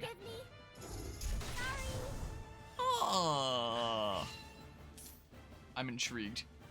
Well, smack. Ow. Alright, build up that BP again. Build it up here. It's my turn now. You're yellow right now. Okay, so just do that. Ouch. Figured something like that might happen. Oh, well. Okay, and then we special brew here. Like this. And then we smack like that. And then sure, do that. All right, everyone join in. Like he's just here for the music. That guy. Okay, time to chop wood. Time to chop it. Smack, smack. All right, we've got to be getting close. I hear my doggy groaning and stretching back there. All right, you're in the red now, at least. Keep on playing it kind of safe here. And all that. Forge for berries? No! Okay, it's not that bad at least. It's still pretty sucky. Well. Smack him, Bryce! Get him! Alright. Smack. Ouch! Ow! Yeah, I mean, she kicked both of them that one time there. Was the case. Did the falcon kick and all that. Special brew. Oh, you're unconscious here. That's not great. Ouch. Now then.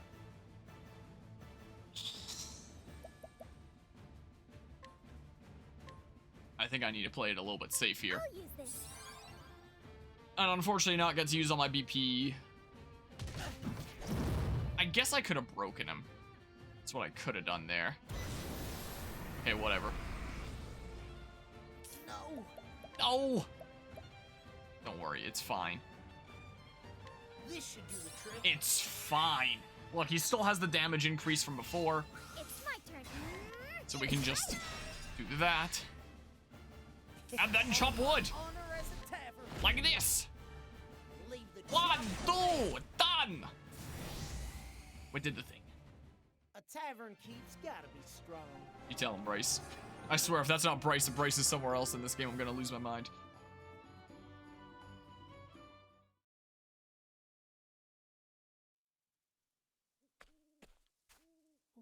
We did it! You really can do whatever you set your mind to, Agnia. I couldn't have done it without you, Gus. I'm glad. You protected the festival and everyone's smiles along with it. Agnia. But where's Paula? Agni, that you? Paula! What happened? I heard this loud noise and...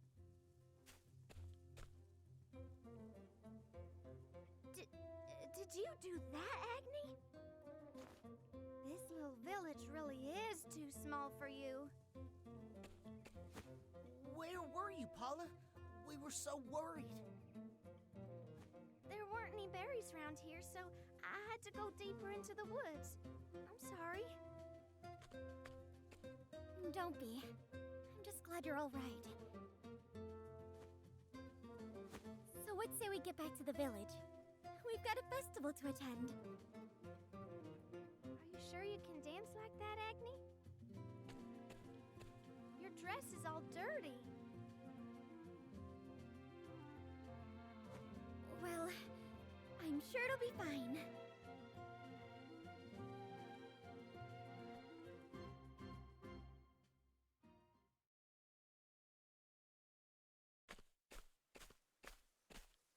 Papa! We're back. Your dress is tattered. Well, a lot happened, you see.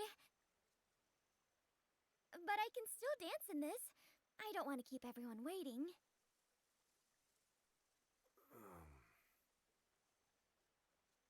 Wait. Hmm?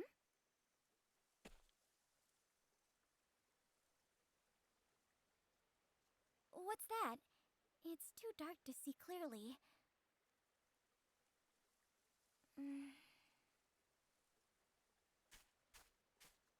I think Papa wants to give you something. You know how he is, Agni. You'd best go to him instead. I suppose you're right.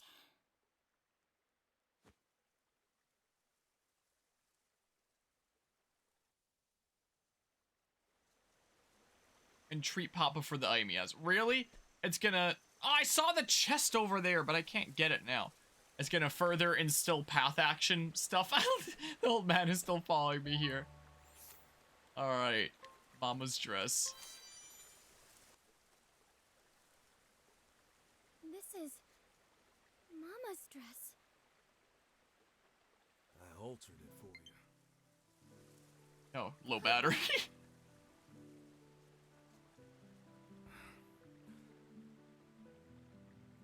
I'm sure you ruined those clothes, helping somebody out. Just like your mother used to. Papa. You're right. A star's supposed to put smiles on people's faces. Go, Agnia. Everyone's waiting for you. Thanks, Papa.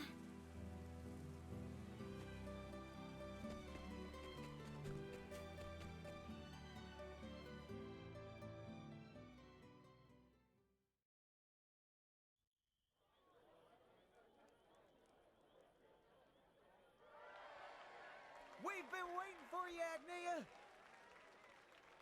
It's not a festival without your dancing. Thank you, everyone. This dance is for you. With all my heart.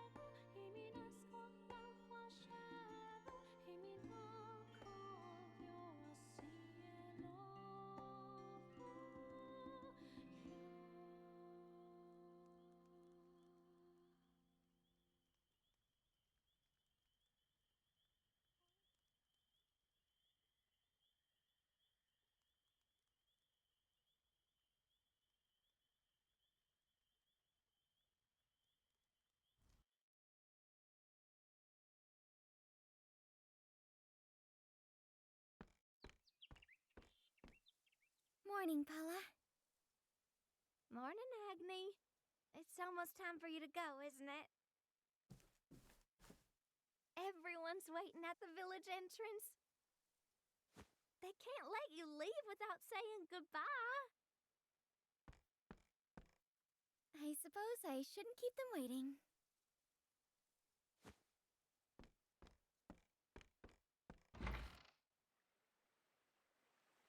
Make for the village entrance. Do I still have the... Oh my goodness, I do. Has he just been, like, with me this whole time? Maybe he was just, like, waiting behind the stage while that whole, last performance was going on, and now he just follows me wherever I go. What have I done? I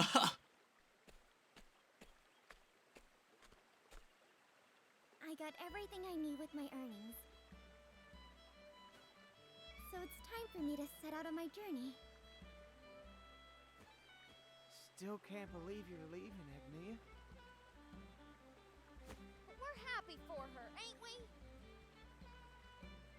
That's right. You brought happiness to everyone in this village.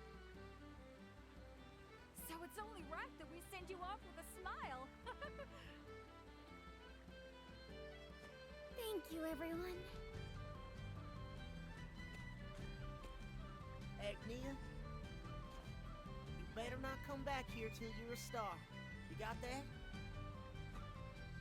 When I do, I hope you'll still let me dance at your tavern.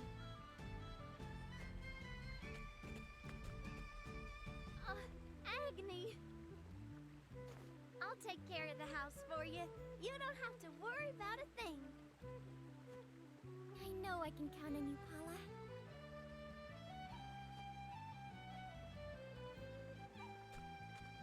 Papa.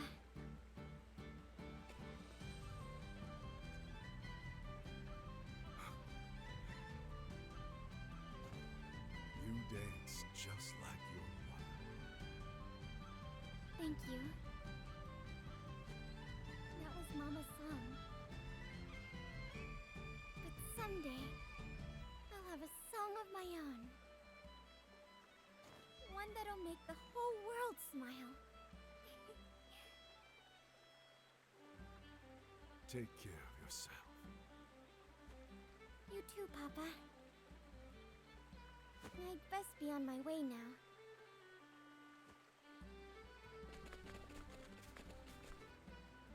Thank you, everyone! Thank you! Good luck, Agnia!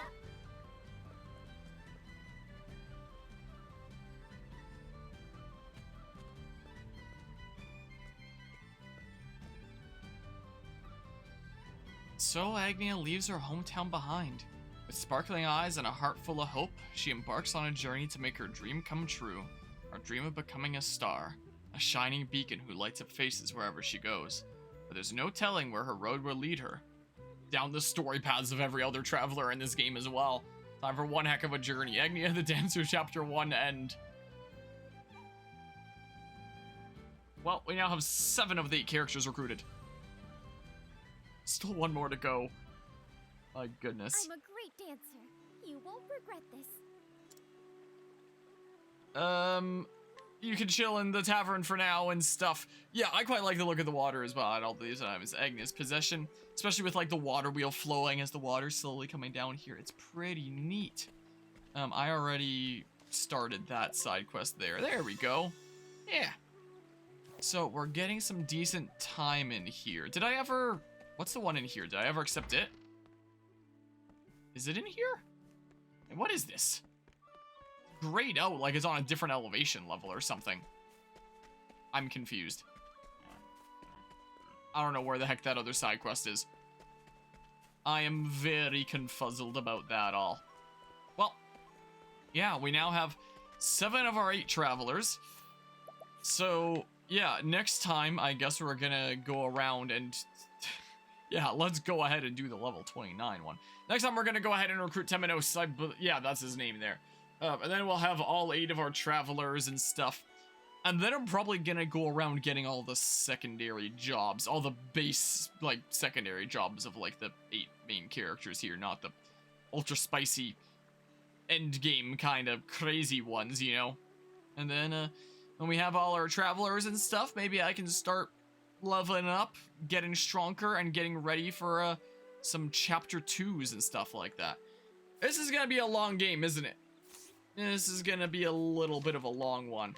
Octopath 1 was already a pretty long one. The first really long playthrough I ever did on this channel, and well, we're gonna be in for a decent bit of time here, methinks, most likely. So yeah, that's where I'm gonna wrap things up here. I've got university stuffs to do and all that. So thanks all who stopped by and hung out for this set of the Traveling Octopus. And until next time, I'm gonna head out of here. So until then, see you, goodbye.